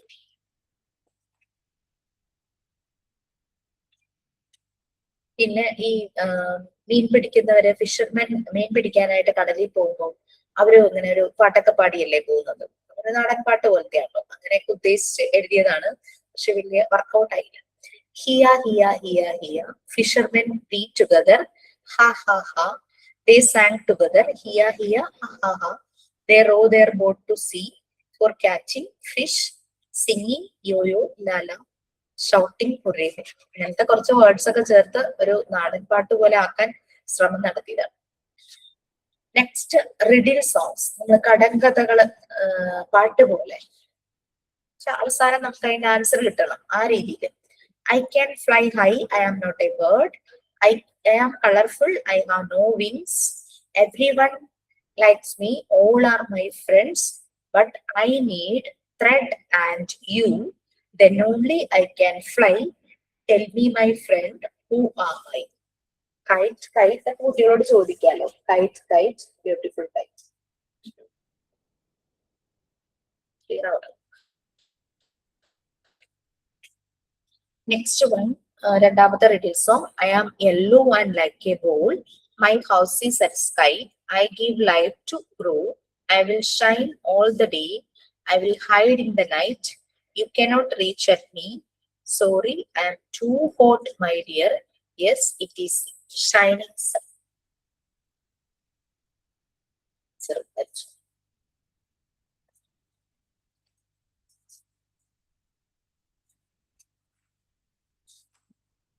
Next provide scientific knowledge type, അങ്ങനെയുള്ള ഒരെണ്ണം. ഞാൻ സോളാർ സിസ്റ്റത്തെ കുറിച്ചാണ് സയന്റിഫിക് നോളജ് തരുന്ന ടൈപ്പിൽ എന്നുള്ള രീതിയിൽ സോളാർ സിസ്റ്റത്തെ കുറിച്ചാണ് എഴുതിയത്.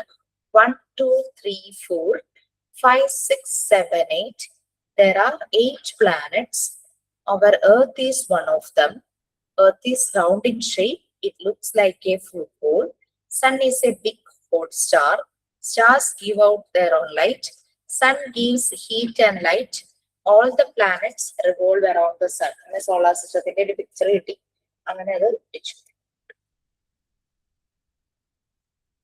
പിന്നെ എഴുതിയത് കുട്ടികളെ നമുക്കറിയാം ഈ സോളാർ സിസ്റ്റം അത് പഠിപ്പിക്കാനുണ്ട്, അതുപോലെ തന്നെ ബോഡി ഓർഗൻസിനെ കുറിച്ചൊക്കെ പഠിപ്പിക്കാനുണ്ടാവും അല്ലെ.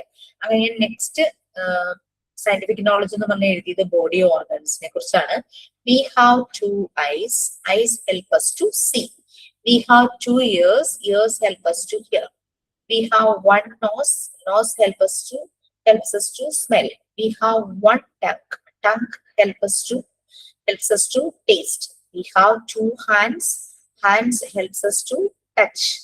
We have 2 legs, legs help us to walk. അങ്ങനെ അതിലൊക്കെ എഴുതി. പിന്നെ ക്വസ്റ്റ്യൻ ആൻഡ് ആൻസർ ടൈപ്പ്, കുട്ടികളെ റൈമിലൂടെ കുറെ കാര്യങ്ങൾ പഠിപ്പിക്കാനായിട്ട് നമുക്ക് പറ്റും. ഞാൻ എഴുതിയെങ്കിലും വലിയ ടോണും അതുപോലെ റൈമിംഗ് വേർഡ്സ് ഒക്കെ വെച്ച് എഴുതാനൊക്കെ പറ്റുവാണെങ്കിൽ നല്ല രസമായിരിക്കും. ഞാൻ അങ്ങനെയൊന്നും എനിക്കിത് പറ്റിയില്ല. Which is the yellow color flower? It is sunflower. Which flower grows on water? It is lotus. Which plant has 4 thorns? It is rose plant. Which is a medicinal plant? It is basil plant. Who is king of fruits? It is mango. അപ്പൊ അതിന്റെ ഒക്കെ pictures കിട്ടുവാണെങ്കിൽ അത് എഴുതി.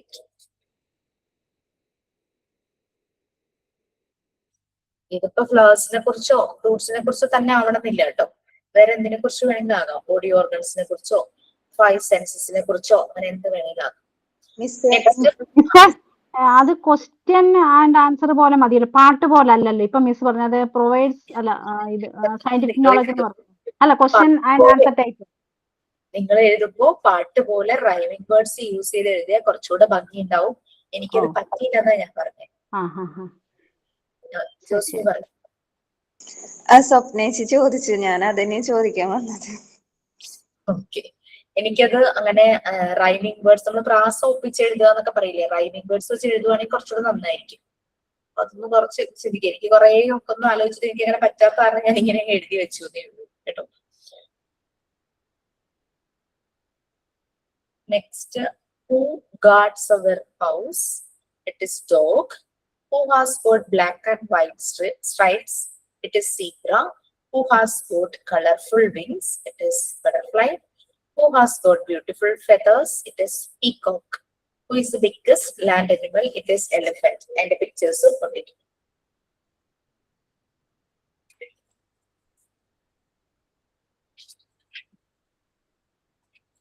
Next one provides general knowledge. ഞാൻ ഇവിടെ general knowledge type ആദ്യം എഴുതിയിരിക്കുന്നത് ഈ സീഡ് സ്പ്രൗട്ട് ചെയ്ത് ഒരു പ്ലാന്റ് ആയി, പിന്നെ വലിയ മരമായി, നിറയെ ഫ്രൂട്ട്സ് ആയി, അതിന്റെ ഷെയ്ഡ് ആൾക്കാരെ റെസ്റ്റ് ചെയ്തു, അങ്ങനെയൊക്കെ കിട്ടുന്ന രീതിയിൽ എനിക്കൊരു പിക്ചർ കറക്റ്റ് കിട്ടി. കുട്ടികളുടെ ടെക്സ്റ്റ് EVSന്റെ ടെക്സ്റ്റിൽ തന്നെ കിട്ടിയത്. ഇത് വെച്ചിട്ട് ഞാനൊരു റൈം അങ്ങോട്ട് ക്രിയേറ്റ് ചെയ്യുമായിരുന്നു. ആ പിക്ചറാണ് ആദ്യം എടുത്തത്, എന്നിട്ടാണ് ക്രിയേറ്റ് ചെയ്തത്. It was once a seed, the farmer sowed and watered it. Then it grew into a sapling. It grew and became a plant. Later it became a tree. It bears tasty fruits. All eat its fruits and rest in its shade.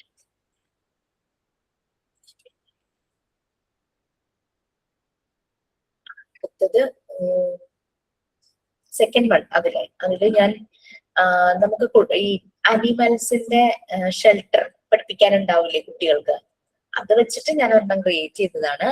We live in our sweet home. Animal friends also have home. Cow and goat live in a shed. A dog lives in a kennel. Hen has a coop and horse has a stable. King of forest is the lion who has got a den. Biggest land animal is elephant. Tallest animal is giraffe. Both live under the trees. Everyone has got sweet home. Sweet, sweet, sweet home. അങ്ങനെ എഴുതി അനിമൽസിന്റെ കുറച്ച് pictures ഇങ്ങനെ ഒട്ടിച്ചു വെച്ചു. Next one healthy habits type. ഇത് almost എല്ലാവർക്കും അറിയാം, മിക്കവാറും EVSലും ഒക്കെ അവർക്ക് പഠിക്കാനുണ്ടല്ലേ. Early to bed, early to rise. Make everyone healthy one. Brush your teeth twice a day. Make you smile white as milk. Wash your hands before and after every meal. Take a bath twice a day. You can feel and see best of you only. ആക്ടിവിറ്റീസിന്റെ photos കിട്ടുവാണെങ്കിൽ അത് അങ്ങനെ നോക്കിച്ചു. Healthy habits type ആണ്. Next one, pray to God every day and every day. Have healthy food and time, then only you get power. Comb your hair regularly, you can see how nice it is. Trim your nails regularly, it should be good for you. Wear neat and clean clothes, then you can see how smart you are. അതിന്റെ pictures ചെറിയ pictures ആയിട്ട്. About great people. ശരിക്കും പറഞ്ഞു കഴിഞ്ഞാല് ഈ ഒരു റെക്കോർഡില് എനിക്ക് കണ്ണുമടച്ച് എഴുതാൻ പറ്റിയ ഒരു തീം ഇതായിരുന്നു കേട്ടോ.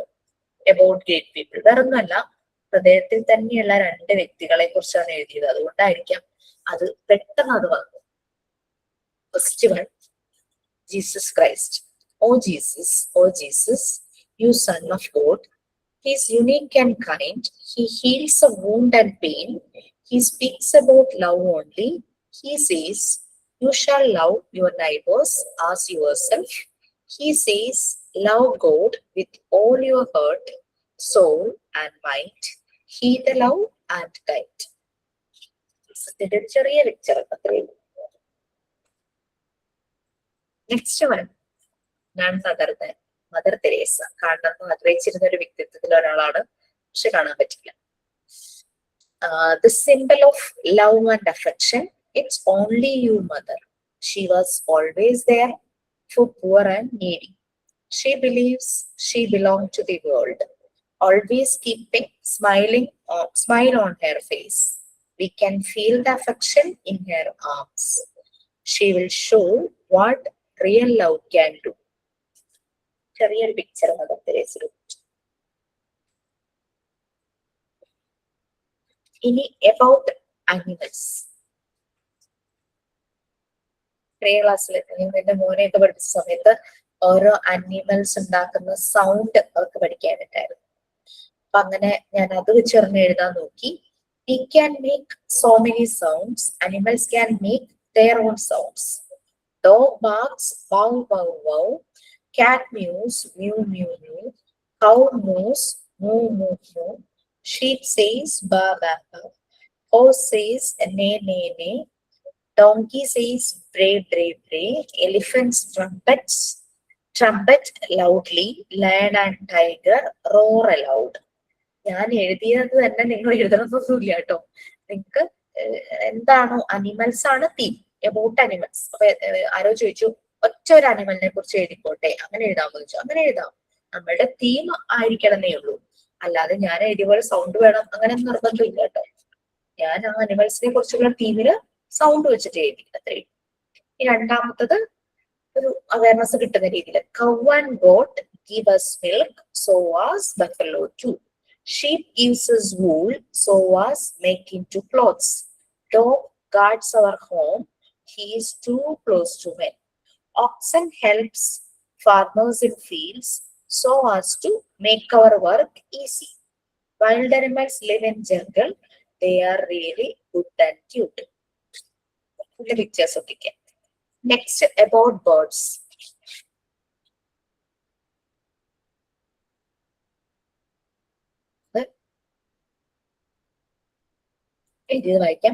Birds like to fly high. Some birds don't fly.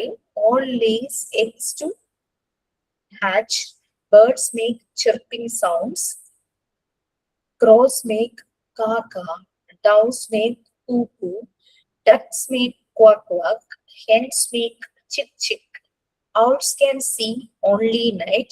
They make hoot hoot. Peacock dance beautifully. Parrots talk nicely. എന്നൊക്കെ പറഞ്ഞ് എഴുതി ഒപ്പിച്ചു. അതിന്റെ പിക്ചേഴ്സ് കിട്ടിയ ബേർഡ്സിന്റെ ഒക്കെ പിക്ചേഴ്സ് ഇങ്ങനെ ഒട്ടിച്ചു വെച്ചു. Birds like to fly high. Some birds don't fly. All lays eggs to hatch. ഇതന്നെയല്ലേ പറഞ്ഞതല്ലേ അടുത്തത്. Birds can make their own home. We can see how beautiful all. All are good and strong. Inside it is soft and nice. They lay eggs and hatch in it. Small birdies will come soon. They will learn soon to fly. Mother will lead them to fly.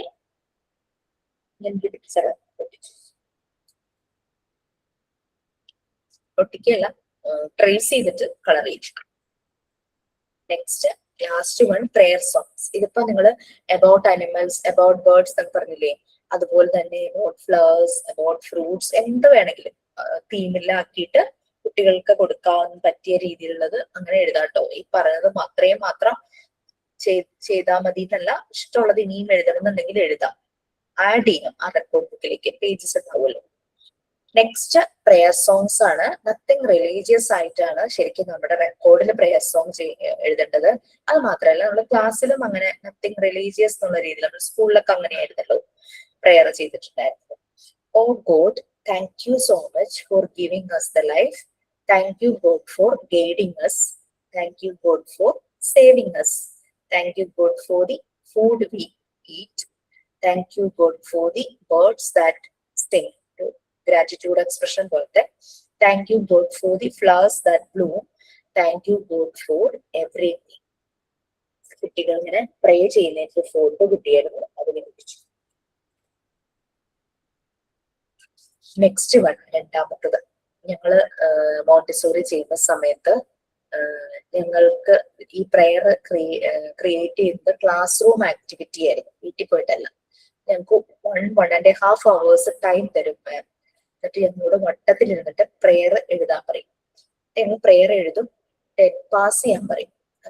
എനിക്ക് എന്റെ prayer ഇങ്ങനെ പോകും, എനിക്ക് മറ്റുള്ളവരുടെ എല്ലാവരുടെയും prayer കിട്ടും. വായിച്ചിട്ട് നമ്മൾ അതിൽ നിന്ന് വോട്ട് ചെയ്യണം ബെസ്റ്റ് പ്രെയർ. വോട്ട് ചെയ്ത് ഏറ്റവും കൂടുതൽ വോട്ട് ആരുടെ പ്രെയറിനാണോ കിട്ടുന്നത് ആ പ്രെയർ ആണ് ത്രൂ ഔട്ട് ദ ക്ലാസ് ആ ഒരു അക്കാദമിക് ഇയർ ചൊല്ലുന്നത്. അങ്ങനെയാണ്. ഞാൻ ഓർത്തു അങ്ങനെ വേണ്ടത് നമുക്ക് എല്ലാവരുടെയും കേൾക്കാം. അപ്പൊ ഒരാളുടെ പ്രെയർ തന്നെ അങ്ങനെ വേണ്ടല്ലോ, എല്ലാവർക്കും ഒരു അവസരം കിട്ടുന്ന രീതിയിൽ പുതിയ പുതിയ ഓരോ ദിവസവും ഓരോ ഭംഗിയുള്ള അങ്ങനെ പ്രെയർ നമുക്ക് കേൾക്കാലോ.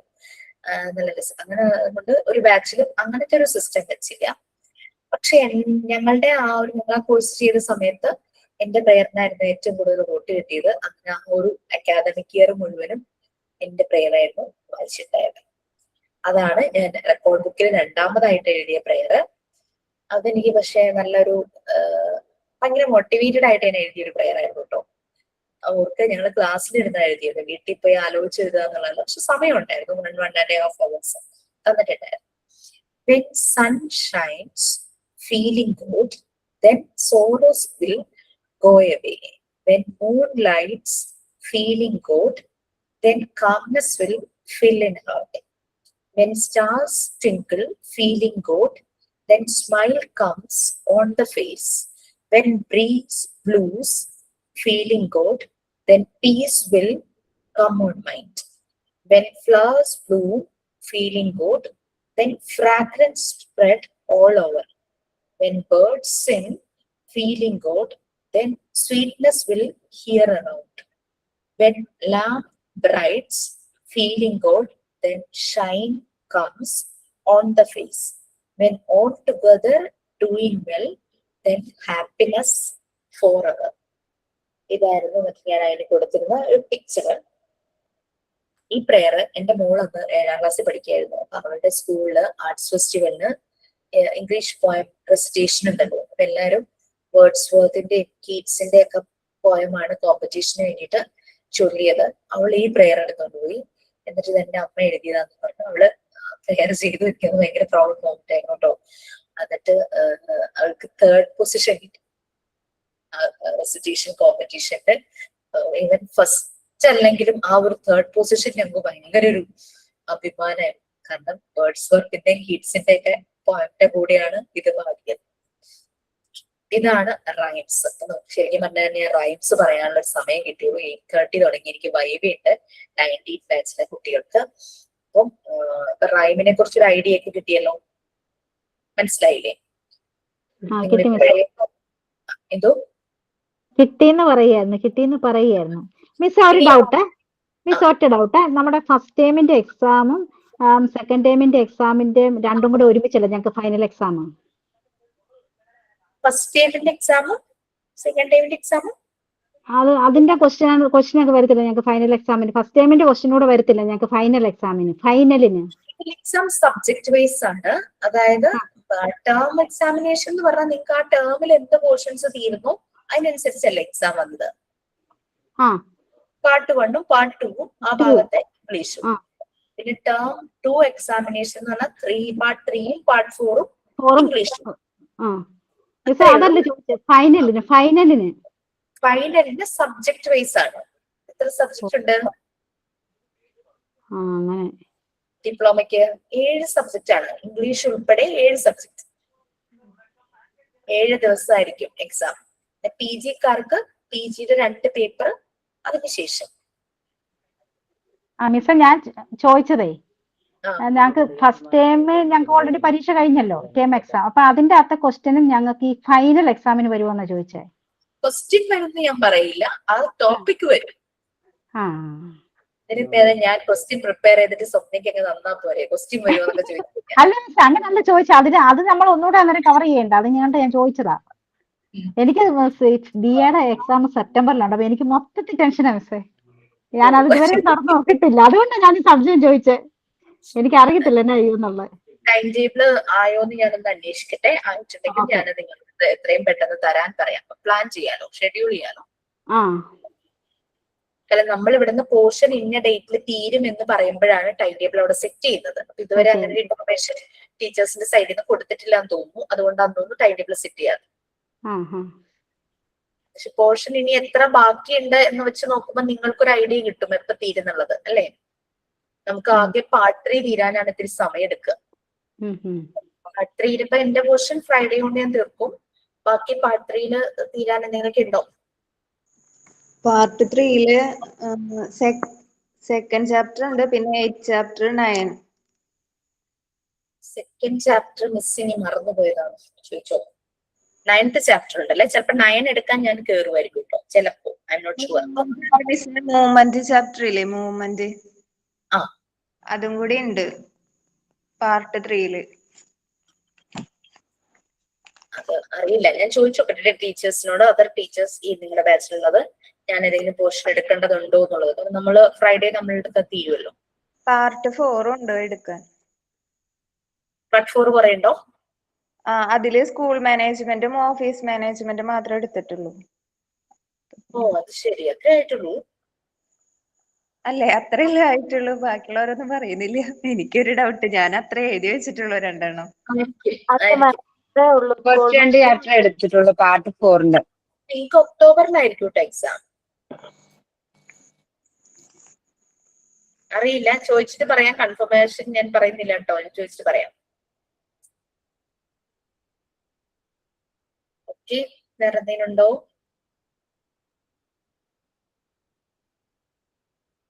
മിസ്സേ ഇന്ന് സ്കൂളിൽ പോയിട്ടേ, അപ്പം ഇന്ന് ഞാൻ പ്രതീക്ഷിക്കാണ്ട് UKG-യിലേക്ക് കയറിയിട്ട് LKG-യിലാണ് ക്ലാസ് എടുത്തത്.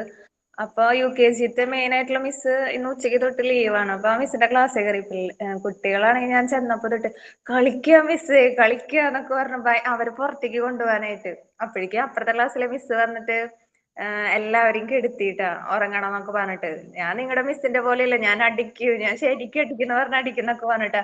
ആ മിസ് പോയി കഴിയുമ്പോ ഇവര് പതുക്കെ തല നോക്കിയിട്ട് എന്നോട് ഇങ്ങനെ ഓരോ വിശേഷങ്ങൾ ചോദിക്കാം. അത് കഴിഞ്ഞിട്ട് ഇവര് 2:30 ഇപ്പൊ കളിക്കാൻ വിട്ടിട്ടാ. അപ്പോഴേക്കും അതിലൊരു കുട്ടിട്ടാ എന്നെ കൈ പിടിച്ചോണ്ട് പോയിട്ട് നമുക്ക് കളിക്കാം എന്ന് പറഞ്ഞിട്ട്, കളിക്കാൻ വായോ മിസ്സേ എന്ന് പറഞ്ഞിട്ട്. എന്നിട്ട് ഞങ്ങൾ കളിച്ചു. ഒക്കെ കളിയൊക്കെ കഴിഞ്ഞ അവസാനം എന്നോട് ചോദിക്കുകയാണ് നിന്റെ പേരെന്തിട്ടാന്ന്. ആ കുട്ടി ചോദിക്കാൻ ആ കുട്ടി എന്നോട് ചോദിക്കാൻ നിന്റെ പേരെന്തിട്ടാന്ന്. ഞാന് കളിക്കാമെന്ന് ആരോ വന്ന് വിചാരിച്ചാണ്. ഞാൻ അവളുടെ ഏതോ ഏജ് ഗ്രൂപ്പിലുള്ള ആളുടെ പോലെയാണ് എന്നോട് ചോദിക്കുന്നത് നിന്റെ പേരെന്തിട്ടാ. അപ്പൊ വീട്ടിൽ പോയിട്ട് ഈ വിശേഷങ്ങളൊക്കെ പറയുന്നുണ്ടെന്ന്. കുട്ടിയുടെ അമ്മേനെ കണ്ടപ്പോ എന്നോട് പറഞ്ഞു, ടീച്ചർ ചോദിച്ചു ആരാ മൈലാഞ്ചി ഇട്ട് തന്നെ, ടീച്ചർക്ക് മൈലാഞ്ചി ഇട്ട് തരുമോ എന്നൊക്കെ ചോദിച്ചു എന്നൊക്കെ പറഞ്ഞു, കളിച്ചു എന്നൊക്കെ പറഞ്ഞു. അപ്പൊ ആളെല്ലാം പോയി പറയുന്നുണ്ട് വീട്ടിൽ പോയിട്ട്. എനിക്ക് അങ്ങനെ പേര് ചോദിച്ചപ്പോഴേ എനിക്ക് അങ്ങനെ സത്യം പറഞ്ഞ എനിക്ക് ചിരി വന്നു അങ്ങനെ ചോദിച്ചപ്പോ.